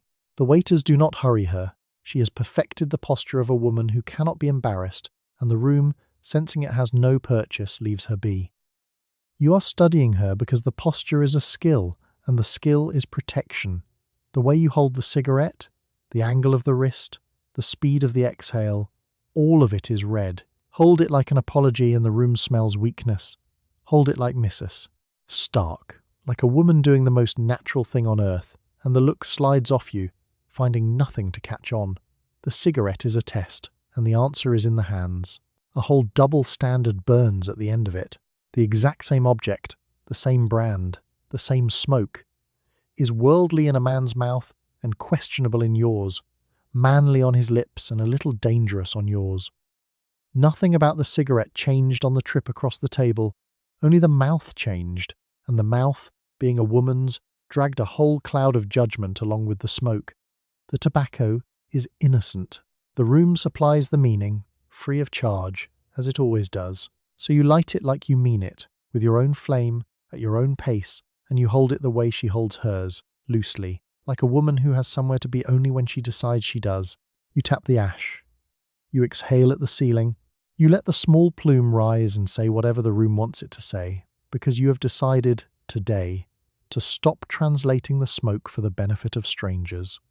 Mrs. Stark catches you watching and gives you the faintest nod, one practitioner to another, a flick of acknowledgement between 2 women smoking alone in a room that would prefer they did not. It is the warmest thing that has happened all afternoon. You nod back. Then you both return to your separate middle distances, 2 small, unbothered fires in a room full of people pretending not to look. You discover that the same restaurant keeps 2 entirely different personalities, and the clock decides which one you get. At noon, with the right hat and the right gloves, you might be served without much fuss at all. But after dark, the rules tighten like a belt. The evening dining room, with its candles and its couples and its low gold light, regards a woman alone as a far more serious problem than the lunchroom ever did, because the assumption hanging over your head grows heavier as the daylight drains out of the windows. A woman alone at midday is shopping. A woman alone at night, the room has quietly concluded, is working. The transformation happens at a specific hour, and everyone seems to know it, but no one will name it. Around 5, the lunch crowd thins, the candles come out, and the entire grammar of the place resets. The daytime restaurant tolerated a solitary woman as a slightly odd customer. The nighttime restaurant treats her as a category, and the category is the oldest and ugliest assumption in the building, the one the front door signage was built to keep out. The logic is that evening dining is for couples and courtship, for the date and the anniversary and the deal sealed over wine. A woman threaded into that scene without a man is a thread with a loose end, and the loose end frightens the establishment because the only explanation it can imagine for an unattached woman among all those candlelit pairs is that she is there to attach herself to someone professionally. The candle that flatters a couple becomes, at your solo table, a small interrogation lamp. The headwaiter who waved you through at lunch is a different man at night, or rather the same man, a Mr. Gerald Vance, wearing his evening manner like a stiffer collar. At noon, Mr. Vance gave you the brisk, professional nod of a man seating a shopper. At 8, he meets you with a slower, cooler and warier appraisal, a longer pause, a glance toward the door behind you that lasts a half-second too long, searching the sidewalk for the man who must, surely, be parking the car. When no man appears, the temperature at the podium drops a few degrees. The darkness does real work here. Daylight is a witness, and a woman in a sunlit lunchroom is visibly just a woman eating. Candlelight is intimate and ambiguous, and ambiguity is exactly what the room cannot tolerate in an unattached woman. So, the very lighting that the restaurant installed to be romantic becomes, the moment you sit alone inside it, the thing that makes your solitude look like something other than dinner. The insult sharpens when you remember it is the same chair. The identical table that served you a respectable lunch at 1 o'clock has, by 8, become a seat you must justify, in the same building. Nothing about you changed across those 7 hours. You did not become a different woman. The sun set, that is all. And the setting of the sun rewrote what your presence was permitted to mean, which is a remarkable amount of power to hand to a planet. So you adjust, the way you always adjust. You take your dinners early, before the grammar shifts, sliding in at 4:30 when the room is still in its daylight manner, or you choose the places that do not bother with candlelight at all, where the lighting makes no promises, and therefore breaks none. You have mapped the whole city by the hour, a private timetable of where you may be, and when. Mr. Vance seats you tonight, eventually, at a small table well away from the candlelit pairs in the dimmer margin of the room. It is the evening version of the table by the kitchen, the same banishment in better light. You sit. The candle flickers between you and the empty chair across the cloth. You ordered dinner, nothing more, and the room arranged a whole drama around the simple fact that the sun had gone down on a woman who wanted some. You are travelling, which means you must eat in towns where not one single person knows your face, and this strips away the only protection you ever really had. At home, a familiar man behind a familiar counter might vouch for you without being asked. On the road, you are nothing but what you appear to be in the doorway. A woman, alone, in a strange town, asking for a table in the hotel dining room. The desk clerk's eyebrows climb. The questions start up. Where is your husband? What is your business here? Why have you come by yourself? As though the answer could not possibly just be dinner. The trouble begins before the food, at the front desk, where a woman travelling alone is a small scandal in herself.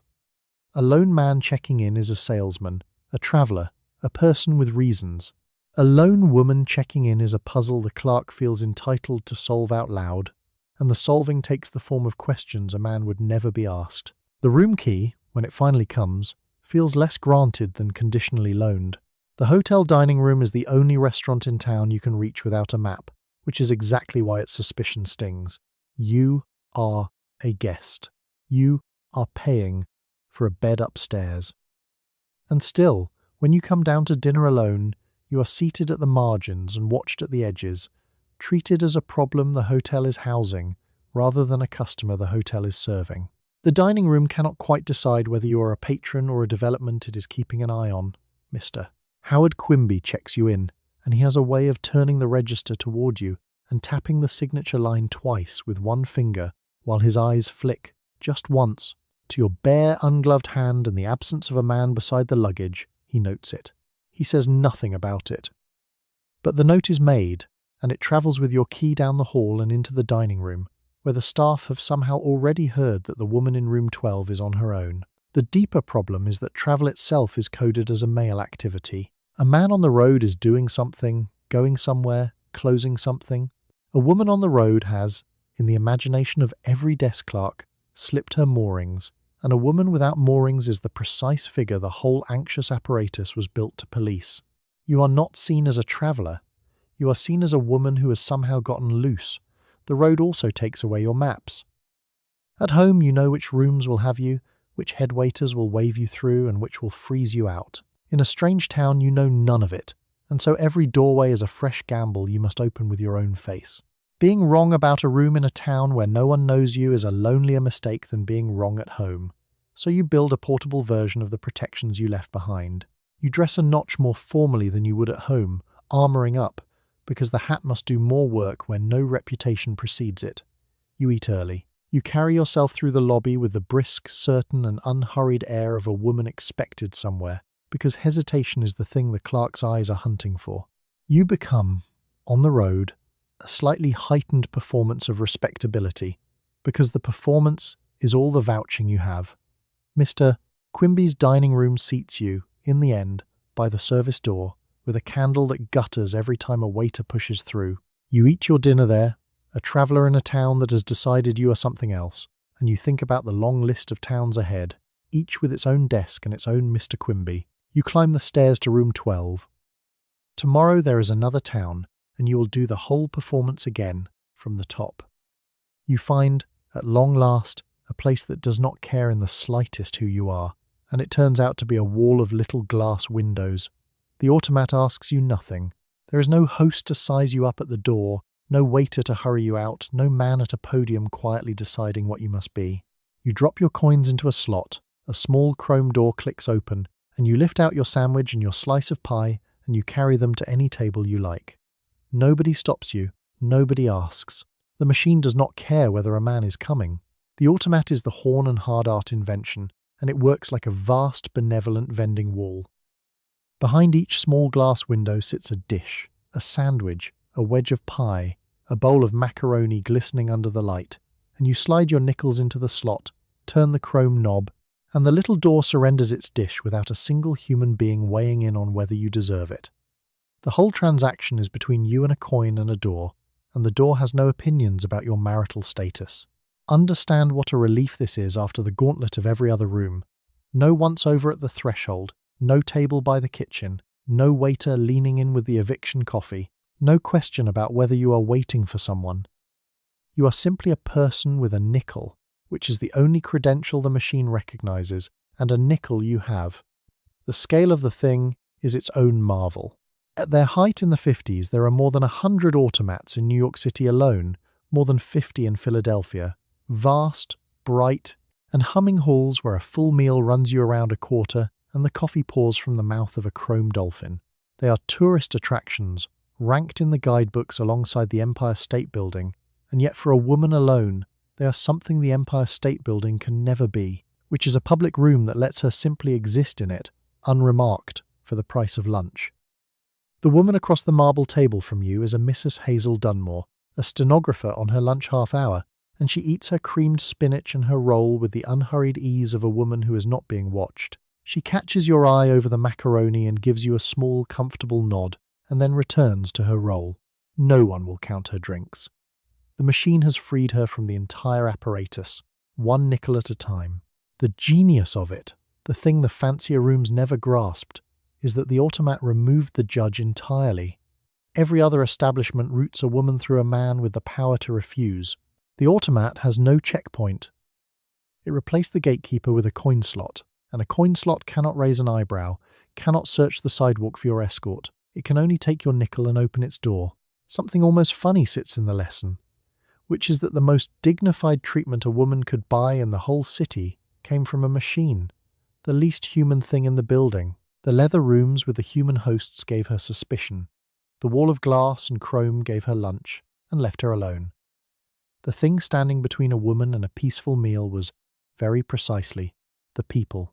So you sit in the bright hall with your sandwich and your pie, at a clean marble table near a window, in the good light, because no one routed you to the back. Mrs. Dunmore finishes her roll and gathers her coat and gives you a last nod on her way out. The coffee is hot, the pie is excellent.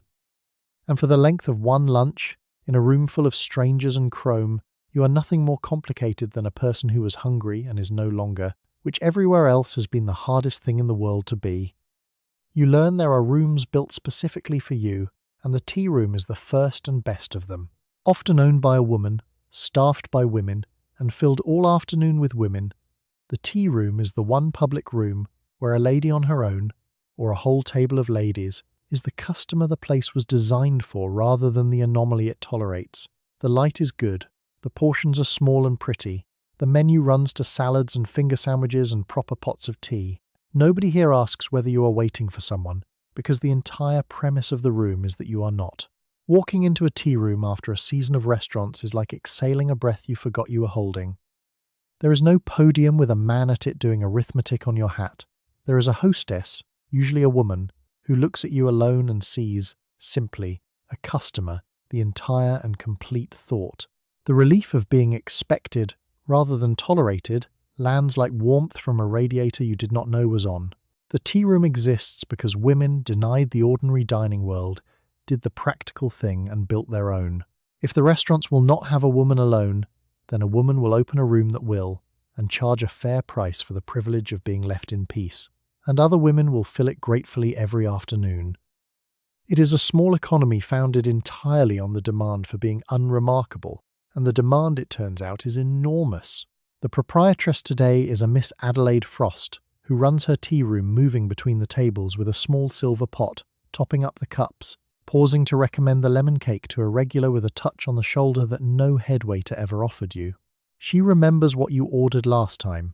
She seats you by the window without being asked, because in her room the window is exactly where a woman alone belongs, in the best light, on display in the good sense, a guest of honour rather than a problem to be hidden.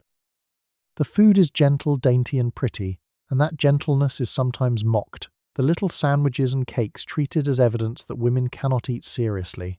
But the daintiness is not the point and never was.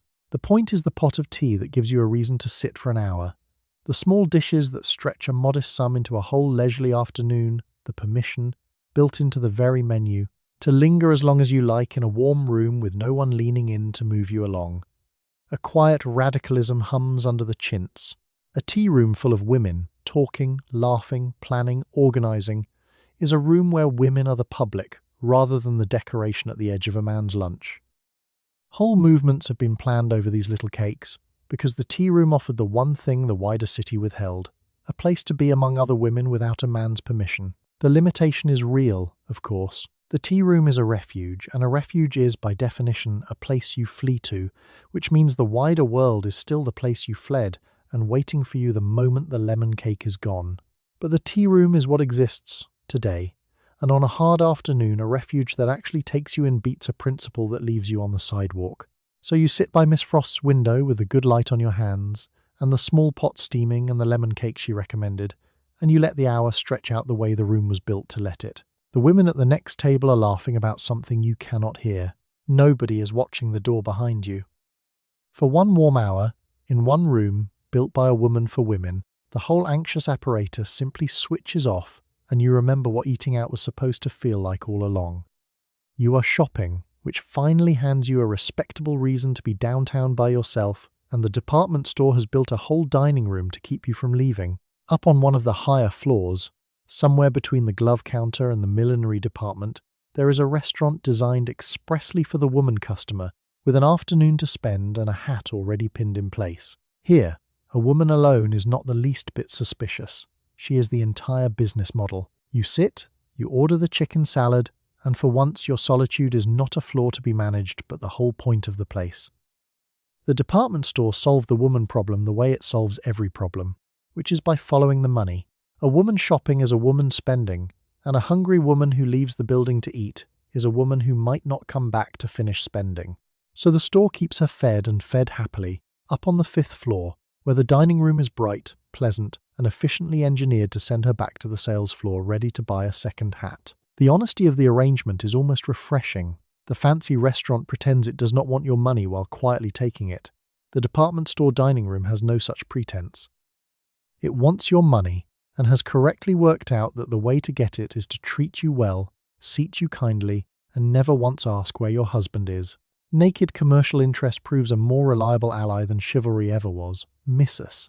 Lorraine Tibbets presides over the 5th floor in a smart suit with the store's little pin on the lapel, and who greets you by sweeping a hand toward the room as though the whole bright expanse were a gift she is personally delighted to give you.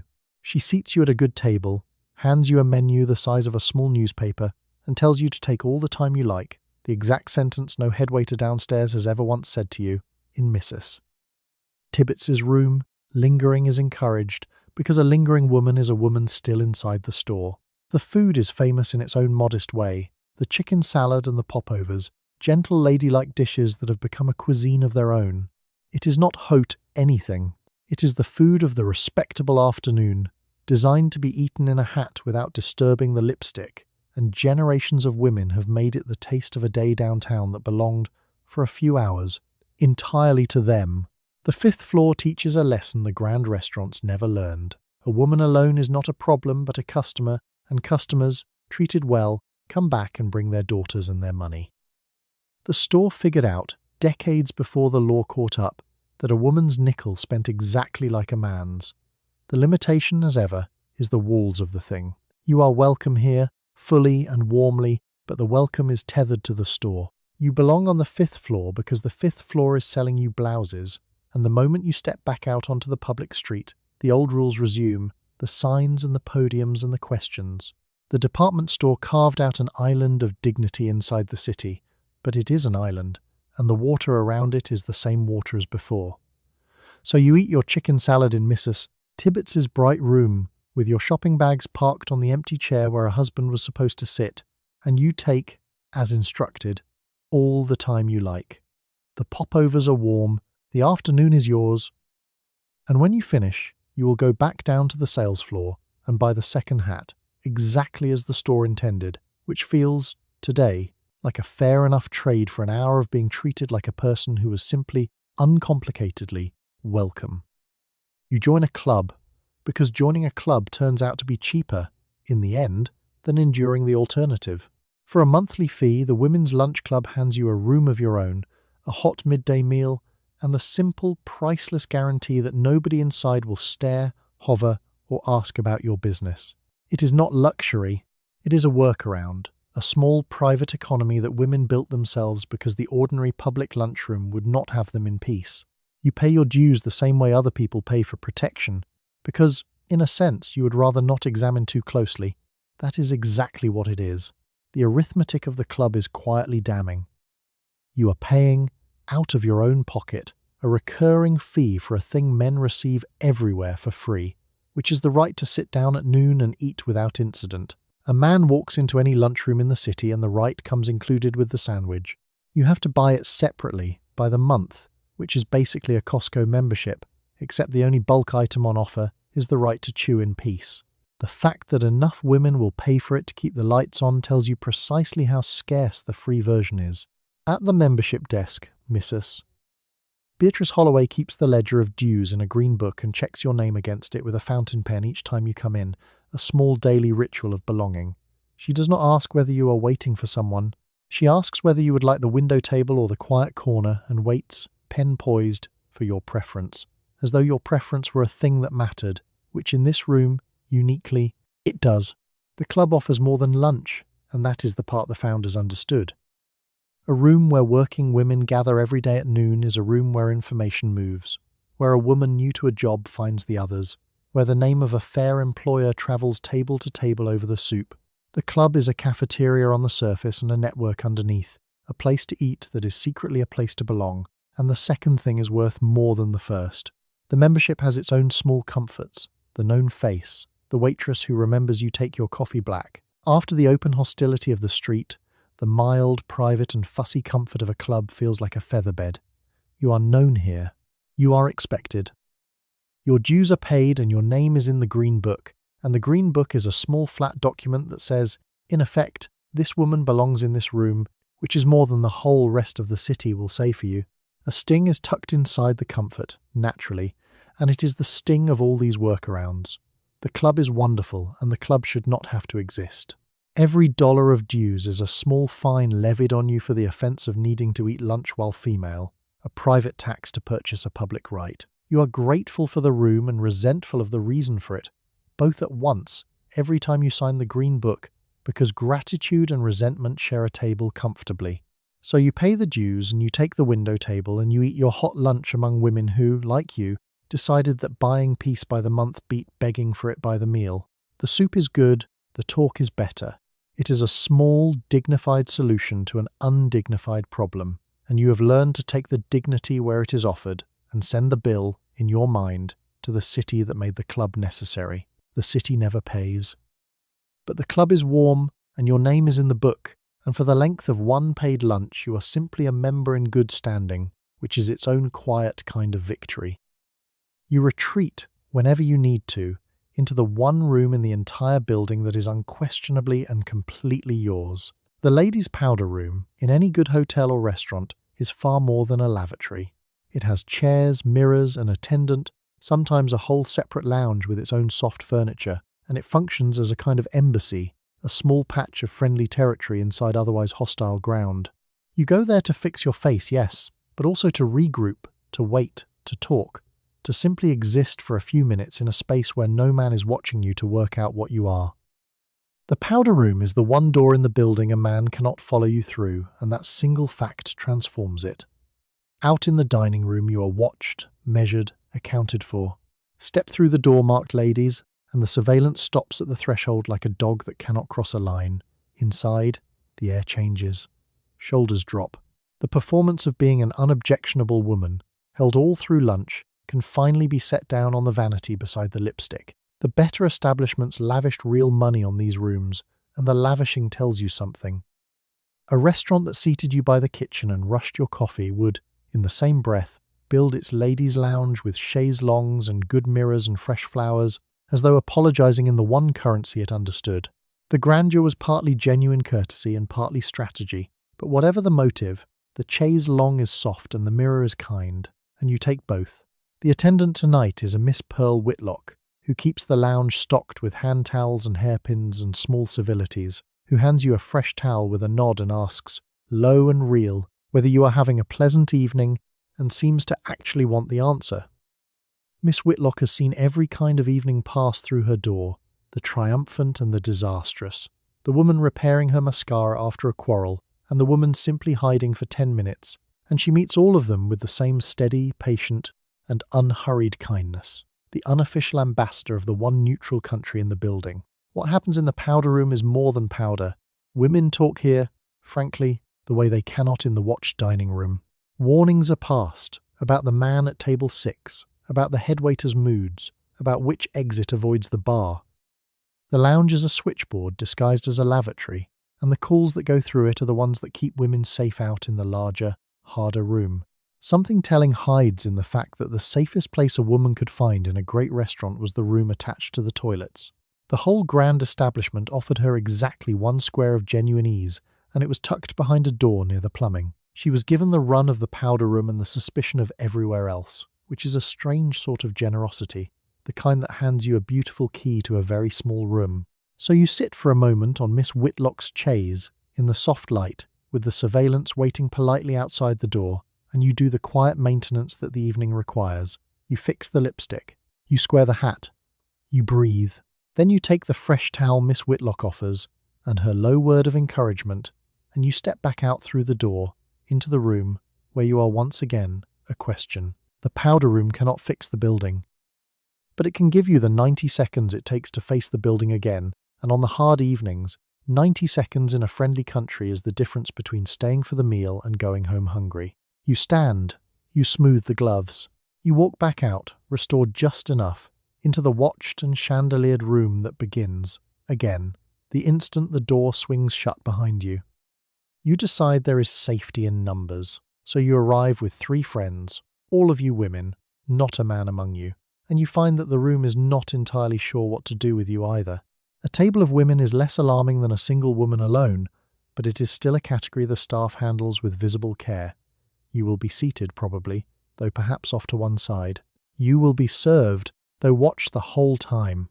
A group of women laughing over a long lunch is a thing the room tolerates rather than welcomes, the way it tolerates weather it would rather not have had today. The 4 of you are, on paper, ideal customers. You will order 4 lunches, possibly 4 drinks, dessert, coffee, the whole profitable arc of a real meal. And yet the host's face does a small complicated thing as he counts your party and finds it entirely female, a flicker of recalculation, because 4 women without a man is not a booking he has a comfortable slot for. He seats you, but he seats you in the back, where a noisy table of ladies will not unsettle the couples and the businessmen up front. The assumption riding under it is that women together are loud, frivolous, and slow, a table that will laugh too much and tip too little, and hold its chairs for hours over a single pot of coffee.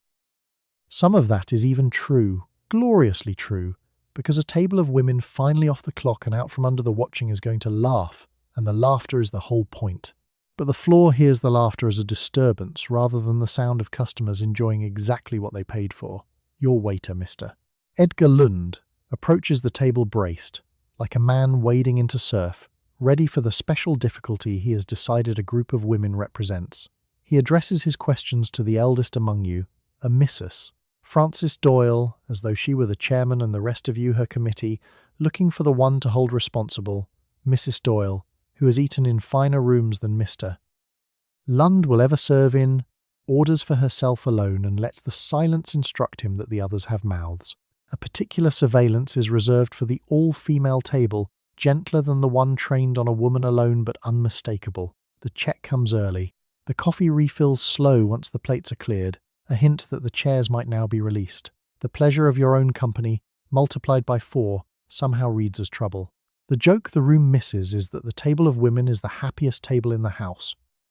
Up front, the couples are negotiating and the businessmen are performing, but your table, banished to the back, is the one actually having a good time, the one where the laughter is real and nobody is auditioning for anybody. The room hid you in the back as a punishment and accidentally gave you the best seat in the place, the one furthest from everything you came out to escape. So you stay too long on purpose, the 4 of you, the way women do when they have finally gotten a table together and intend to use every minute of it. The coffee goes cold and gets refilled and goes cold again. Mrs.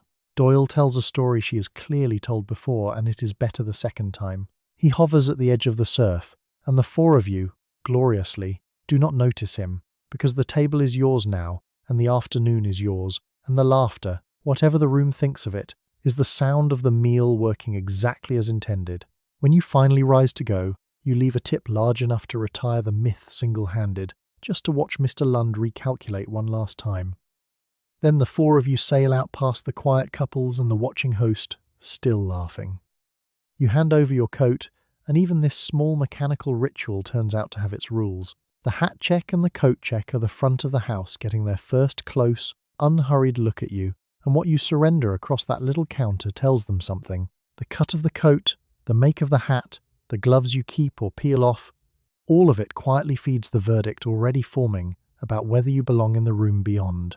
You take your little numbered brass token and you hold on to it, and somewhere behind the counter your outerwear hangs like a filed record of your respectability. The coat check is the second checkpoint, and most people never notice it is a checkpoint at all. It wears the costume of pure service, a kindness, a place to set down your burdens before you dine. But the girl at the counter is also, in the brief moment the coat changes hands, conducting an appraisal, and the appraisal travels. A good coat, sleek, costly, and well kept, vouches for you before you have said a word, and a thin coat, twice turned, does the opposite, and neither verdict has anything to do with whether you are hungry. The coat itself is a confession you did not mean to make. A man's coat tells the room his profession and his income. A woman's coat is read for all of that, and then read again for the harder question, the one the whole building keeps asking, which is whether she is the right sort of woman to be here alone. The fur collar says wife, says money, says vouched for. The cloth coat says working girl, in both the innocent and the suspicious senses, and the counter cannot always tell which, so it watches.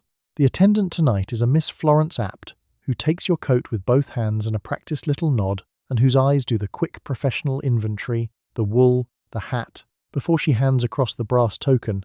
Miss Apt is not unkind. She is simply the first reader of you, stationed at the door for exactly this purpose, and the impression she forms will reach the head waiter through the small wordless telegraphy of the front of house before you have finished crossing the lobby. The coat check has its strategy, and you have learned it. You wear the best coat you own to the places that matter, not for warmth, but for the counter, because the coat does its arguing before your face has to. You keep the good gloves on. You surrender the coat with the small confidence of a woman who knows it will pass inspection, because hesitation at the counter is itself a tell, and Miss Apt, like everyone stationed at a threshold in this city, is trained to read hesitation as a confession of not belonging. The brass token in your hand is a small contract, and it is, oddly, one of the few honest things in the building. It says plainly that you handed over a coat and you are owed it back, No judgment, no conditions, a simple transaction with a numbered receipt. You hold it through the meal like a talisman. This little disc that promises one thing in the whole establishment will be returned to you exactly as given, without an opinion attached. The token does not care who you are, it only counts. So you pocket the brass disc and walk on into the dining room, having passed the coat check the way you passed the door, on the strength of good wool and a steady hand. Your coat hangs in the back with all the others, sorted by number, holding your place in the building's long, quiet ledger of who was deemed to belong. Later, on your way out, you hand the token back and the coat returns, the whole transaction resolving into the simple thing it pretended to be, a number matched to a number. Then you button up and step out into the cold, the brass token left on the counter like a verdict, finally dismissed. You ask, just once, why? Why the back room? Why the locked lunch hour? Why the sign sitting there in the window? And to your genuine surprise, the manager answers you, because the men who run these places keep their answers loaded and ready, worn smooth from use. The crowds are simply too rough for a lady. The conversations in the bar are not the sort meant for women. The men need somewhere they can finally relax. Each reason is delivered with the calm, unshakable confidence of a man who has never once been asked to defend it seriously, and who sincerely believes he is doing you a great kindness. The reasons do not survive contact with a second of thought, but they were never built to. The crowd is too rough for a lady, says the man whose dining room is full of accountants eating chops. The talk is too coarse for delicate ears, about a bar where the conversation is mostly golf scores and the stock market. The reasons are not arguments. They are decorations, hung over a decision that was made long ago, and the manager reaches for whichever one is nearest when a woman finally asks. The manager today is a Mr. Walter Crisp, who runs his establishment with real pride and meets your question with the patient warmth of a man explaining the weather to a child. He spreads his hands. He tells you that the gentlemen require their privacy, that it has always been so, that the ladies, bless them, are happier in the tea room anyway, where the light is nicer and the company more suitable. He is not sneering. That is the unsettling part. He genuinely believes he is describing a courtesy, and he is waiting, almost, for your thanks. The most revealing of his reasons is the one about relaxation, the idea that men need a room where they can shed the burden of a woman's presence and finally be at ease. Set aside the insult and notice what it admits, which is that your presence is felt, by these men, as a strain they are relieved to put down. Mr. Crisp says it while glancing, fondly, toward the frosted glass door of the room you cannot enter, the way another man eyes a hammock. He has just told you that the mere fact of you is tiring, and he told you while smiling. A Connecticut lawmaker, somewhere, defending a men-only bar, once put it more plainly than Mr. Crisp dares, calling the bar the one place a man could go and not be nagged. There is the manager of a famous hotel bar who said the businessmen's conversations were simply not for women, full stop, as though the sentence explained itself. These are the reasons stated by men who felt no need to dress them up, and stripped of the decoration, they all reduced to the same small thing, which is that the men wanted a room without you in it, and built one, and called the wanting a principle. What strikes you, listening to him, is the sheer sincerity of the man. He is not a villain twirling a mustache. He is a pleasant fellow who inherited a set of rules, never examined them, and would be bewildered to learn they are cruel. The rules feel to him like good manners, and a woman objecting to them registers as a woman objecting to good manners, which he finds, more than anything, a little sad. So you let him finish, and you thank him, not because he has said anything worth thanking, but because the conversation has shown you the whole machine from the inside. Mr. Crisp is gentle, reasonable, kindly, and absolutely immovable, and you understand, watching him spread his patient hands, that the rules will not fall because a man like this is persuaded. They will fall only when a man like this is made, against every instinct, to change them. You leave him standing in his doorway, and you carry away the one useful thing the conversation gave you, which is the certainty that asking nicely was never going to be enough. You notice the framed paper hanging on the wall behind the bar, and you slowly come to understand that it explains a great deal of the bartender's jumpiness around you. It is the establishment's liquor license, and that license can be yanked by the local control board the moment the place is judged to permit anything the board considers immoral conduct. An unescorted woman, in the peculiar logic of these boards, drifts dangerously close to immoral conduct simply by standing at the bar and existing. So the bartender watches you, not entirely out of cruelty, but out of a very real fear for the framed paper on the wall. The license is the hidden lever behind half the rules in the building.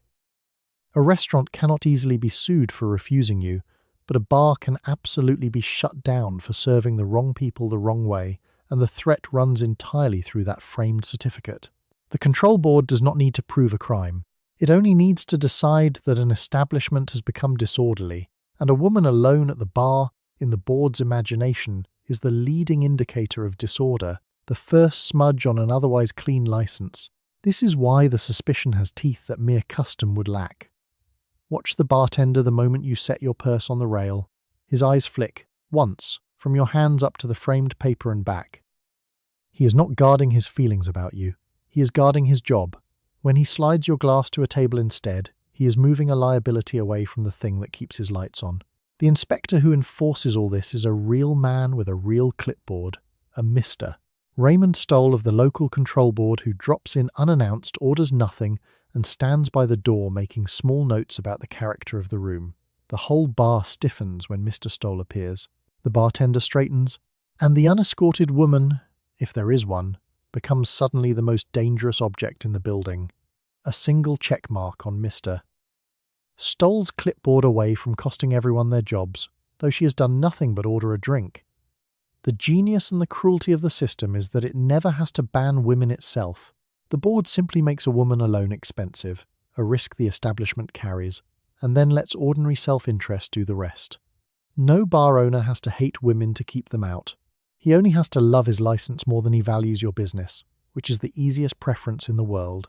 The exclusion runs on fear, and fear is cheaper to install than conviction. Something almost clarifying happens when you see the paper on the wall, because it strips the chivalry away and shows the gears. All the talk of protecting ladies and preserving atmosphere rests, in the end, on a licensing technicality and a frightened proprietor.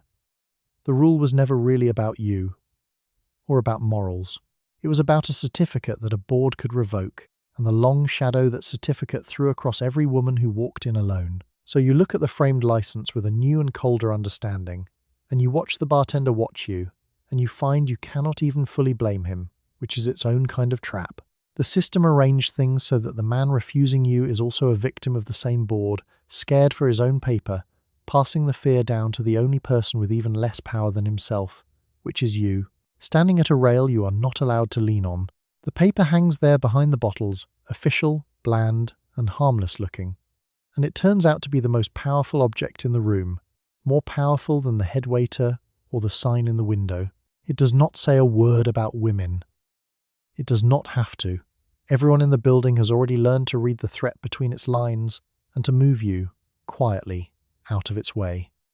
You realize, while you are standing at the podium waiting for his decision, that this one man is a kind of minor monarch, and the dining room is his small and absolute kingdom. The headwaiter decides who comes in, who waits, who is seated by the window and who is parked beside the kitchen, and there is no rule book anywhere you can appeal to, because as far as the room is concerned, he is the rule book. His power over your evening is almost entirely his to invent on the spot. A nod, and you are in. A pause, a cool look, a murmur about being quite full tonight, and you are back out on the sidewalk. The headwaiter's authority is the strangest in the building because it is the least written down. The sign in the window is at least a fixed rule. The licensing board has its codes. But the man at the podium operates on pure discretion, a power that needs no justification and leaves no record. And discretion, for a woman alone, is the most dangerous form a rule can take, because you cannot prepare for a rule that is decided fresh each time it looks at you. Behind the podium tonight stands Mr. Auguste Vren, who wears his authority like a well-cut jacket, calm, polished, and absolute, and dispenses tables the way a card dealer deals, with a flick and a glance and a face that gives away nothing. He does not consult a policy when he sees you.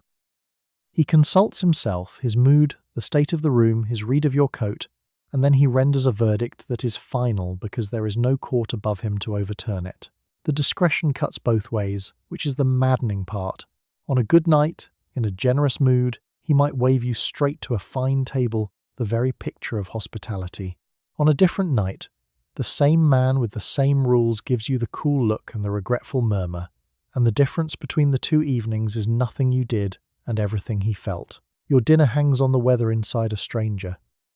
This is why the powerful tip and the practiced charm became a woman's tools, because where the rule is a man's mood, the only lever you have is the man. A bill slipped into his palm, a name remembered, a confident greeting that presumes welcome before he can deny it. These are the ways you reach behind the discretion and nudge it. You should not have to manage a man to be allowed to eat, but the kingdom runs on his whim, and so you learn, like every courtier before you, to work the king. The whole system loved discretion for one reason, and the reason is deniability. A written rule barring women can be pointed at and protested and eventually struck down. A headwaiter's judgment cannot, because he never has to say the real reason, only that the room is full, only that there is no table just now, only that perhaps another evening would suit. The discretion launders the prejudice into something that looks like simple bad luck, and bad luck has never lost a lawsuit. So you stand at Mr. Vren's podium, and you do the thing you have learned to do, which is project the calm certainty of a woman who has obviously been here before and obviously belongs, because hesitation invites the cool look and confidence sometimes forestalls it. You meet his eye. You give your name as though it were already in his book. And you wait, in the small silence, to learn which version of Mr. Vren is working tonight. The gracious king or the regretful one. Tonight, for whatever reason, the weather is fair. He nods. He gathers a menu. He leads you to a table that is not by the kitchen, and you follow, having won nothing you can keep. Since tomorrow the kingdom resets and the same man may rule the other way, on the same evidence, for no reason he will ever have to give. You read in the morning newspaper that the country has passed a great civil rights law, that lunch counters and restaurants can no longer turn a person away over the colour of their skin, and you feel something genuinely lift in your chest, and then you reach the fine print. The law covers race. It covers religion and national origin. It does not cover sex. The very same restaurant that can no longer lawfully refuse a man for being black may still, perfectly legally, refuse you for being a woman, and you are left holding a victory that was carefully and deliberately written to leave you outside of it. The Civil Rights Act of 1964 was a hard-won and genuine triumph, and it changed the country, and it left a door open exactly your size. Public accommodations, the law declared, may not discriminate by race, colour, religion, or national origin, and the list, read closely, has a hole in it shaped precisely like a woman. The restaurant that integrates its lunch counter on Monday can keep its men's grill on Tuesday, fully within the law, because the same Congress that closed one door looked directly at the other and chose to leave it standing. A peculiar loneliness lives in a victory that excludes you, and it is sharper than ordinary exclusion because it arrives dressed as progress. You cannot even be straightforwardly bitter, because the thing that passed is good, real, and overdue, and the people it protects needed it desperately. You are glad. You are also, quietly, still barred from the Oak Room at lunch, and the new law has nothing to say about it, and the gap between the celebration in the headline and the sign still in the window is a strange place to stand. The woman who names the thing for you is a lawyer, a Miss Powley Murray, who has been turned away from rooms for her colour and her sex both, and knows precisely how the two systems rhyme. She gives the parallel a name, calling the machinery of sex discrimination Jane Crow, set beside the Jim Crow it so closely resembles, and the name does what a good name does, which is make a thing visible that was hiding in plain sight. Once you have heard Jane Crow, you cannot unsee her in every back room and locked lunch hour in the city. The naming matters because the exclusion of women from the law was not an oversight. Somebody considered it. The word sex was added to the bill late and argued over, and plenty of serious people treated a woman's right to a public table as a joke beside the grave business of race. The omission was a choice, and the choice told you exactly where a woman's dignity ranked, which was just below the cutoff. What the moment clarifies, the cheap newsprint already greying your gloved fingers, is that no one is going to include you out of fairness or logic, or the obvious symmetry of the thing. If the door is going to open for a woman alone, it will not be because a thoughtful Congress noticed the gap and tidied it up. It will be because women themselves walked through the gap and refused to leave, the way the people the law did protect had to march and sit and bleed for it.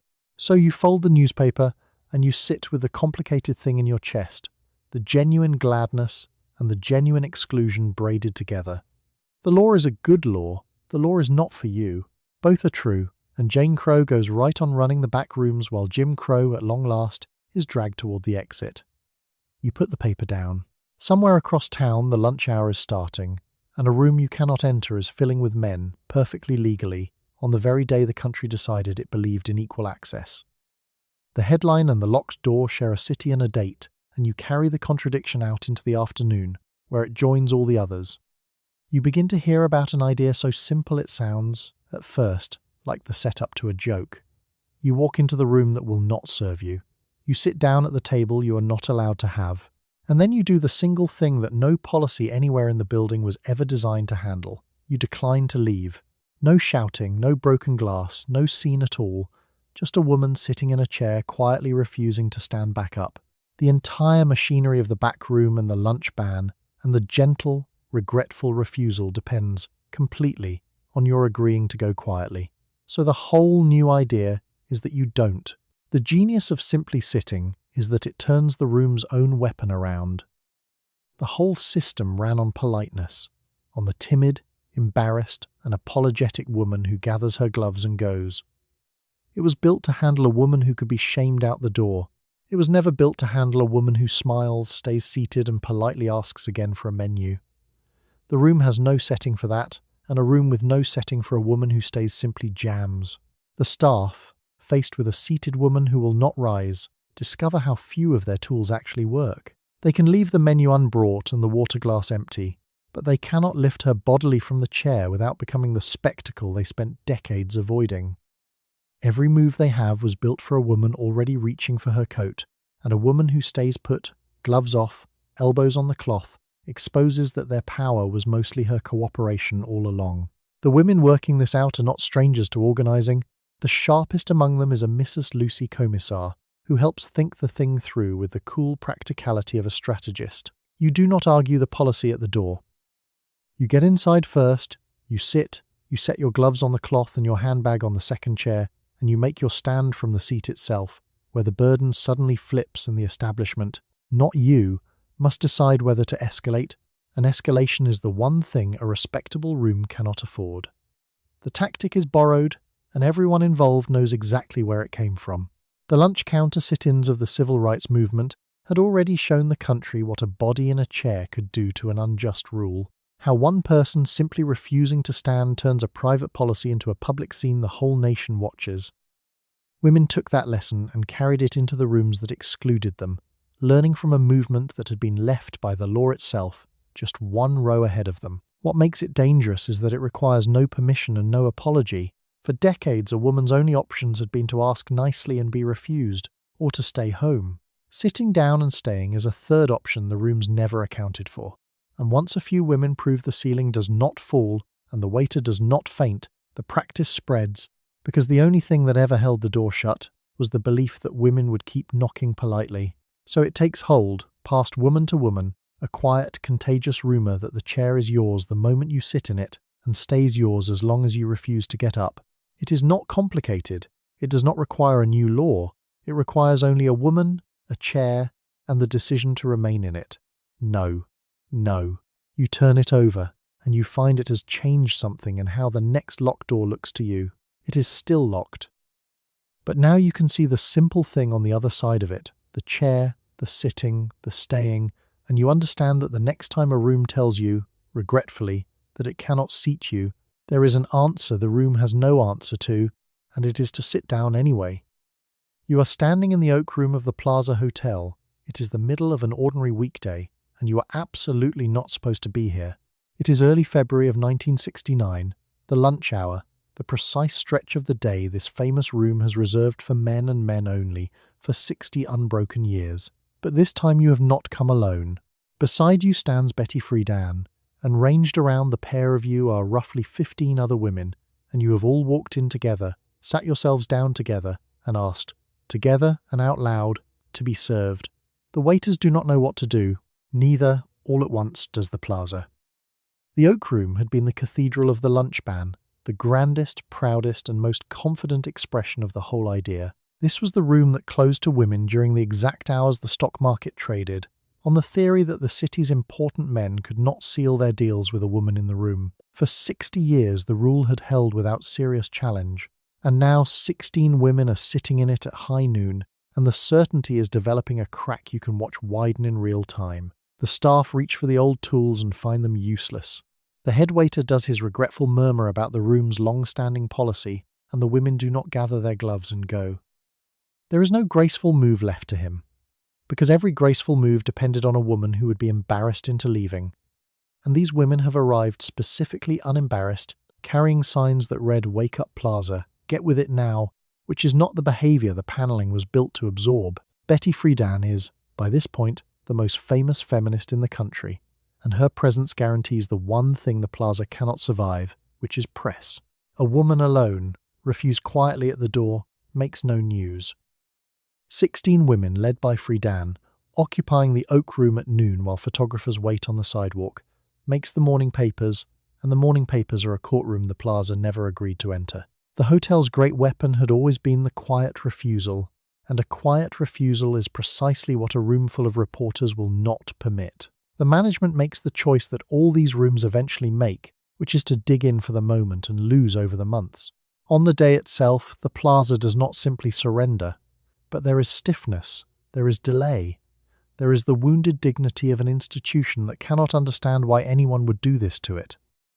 But the image is already loose in the world, the photograph of women sitting where women were forbidden, and an image like that does not go back in the box. The room had been undone the instant the cameras saw inside it. What the protest understood is that the lunch ban had only ever been as strong as its invisibility. Drag it into the daylight, sit 16 women down in the middle of it, and the rule has to defend itself out loud, in front of a watching country, and it turns out the rule has no defense that survives being said at full volume. Within a few months, the Plaza folds. The 60-year policy, which had felt as permanent as the building's stone, simply ends, dropped under the weight of the coverage the protest generated, and the Oak Room opens its lunch to women as though it had never made such a fuss about keeping them out. 60 years of certainty, undone in a single season, by 16 women who did nothing more radical than sit down at noon and decline to be ashamed. You sit there in the famous room, and you understand that you are watching a thing end. Not all of it, not yet, not everywhere. But this room, this cathedral is finished, and it is finished because you walked in and stayed, which is the only thing that was ever going to finish it. You live just long enough to watch the entire strange architecture come down, and it comes down far faster than anyone expected it to. The Oak Room quietly drops its 60-year-old rule only a few months after that lunch. The men-only bars topple one after another as women keep walking in and demanding to be served. And in August of 1970, the very last holdout in all of New York, a 116-year-old alehouse whose proud motto was good ale, raw onions, and no ladies, finally lets women in through the front door. The sign comes out of the window.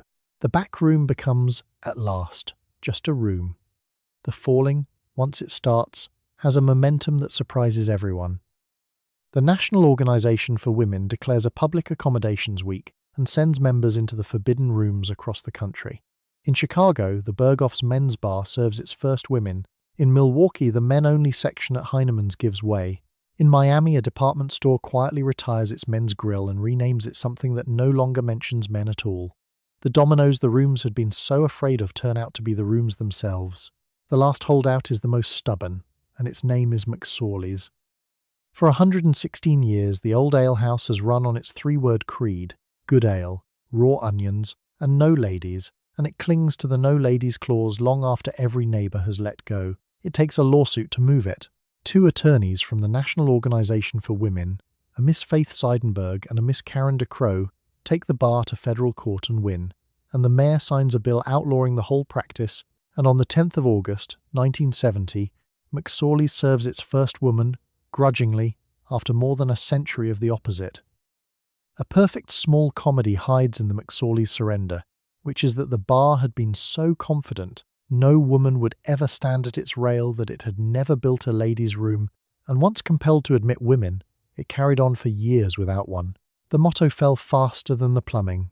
It is the whole era in a single detail, holding the door open at last over a bathroom it never thought it would need. What strikes you watching room after room give way is how quickly the permanent turns out to have been provisional, contingent, and frail. These rules had felt like architecture, fixed facts a woman simply had to live around. And then a few seasons of women walking in and sitting down reveal them to have been nothing of the kind, just agreements that held only as long as no one refused them. The thing that had governed your whole adult life folds like a card table the moment enough people decline to set it up. The change is real and it is also incomplete, and you hold both at once. The signs come out of the windows, but the old suspicion lingers in the back of 100 headwaiters' minds, surfacing for years in a cool look or a bad table. The law can open the door. It cannot quite reach inside the man at the podium and rewire what he assumes when a woman walks in alone. But the door is open. A woman can walk into the Oak Room at noon. She can stand at the rail at McSorley's. She can sit down alone at night with a steak and a bourbon and dare the room to make it mean anything. And the room by law has to bring the steak. You think of all the small humiliations filed away over the years, the back rooms and the side doors and the regretful murmurs, and you find they have quietly changed their meaning. They are no longer the rules. They are the history of the rules, and the difference between those two is the whole distance a woman alone travelled, one occupied chair at a time, to the simple and once impossible act of ordering her own lunch in peace. You spent the night being looked up and down at the door, parked at the little table by the kitchen, refused a seat at the bar rail you were standing right next to, steered firmly toward the small sherry, and quietly suspected of organised vice for the radical act of wanting a sandwich by yourself. You got the cool look from the headwaiter, the check before you asked for it, and the question, always the question, about whether someone was joining you. You found the automat, you found the tea room, you learned to wear the hat like armour and leave a tip like a rebuttal. The women who actually lived all of this did it for real, every single day, and then they did the thing that finally ended it. They walked into the rooms that would not have them, sat down in the chairs they were not allowed, and simply declined to leave, and the rooms, one by one, gave way. It turns out the whole towering apparatus, the signs and the back rooms and the regretful headwaiters, was held up by nothing sturdier than the assumption that women would keep knocking politely. The moment enough of them stopped, it folded like a card table. Thank you for spending this strange evening with me, wandering the dining rooms of 1955 and watching them, slowly and grudgingly, learn a few manners. It was a petty little empire while it lasted, and a strangely satisfying one to watch come apart. So let your shoulders drop, let the hat come off, and the gloves come loose. Let the room go quiet and the candle burn low, and let yourself sink down into the pillow, with no one left to ask whether you are waiting for someone. You're not waiting for anyone. You're exactly where you meant to be. Sleep well,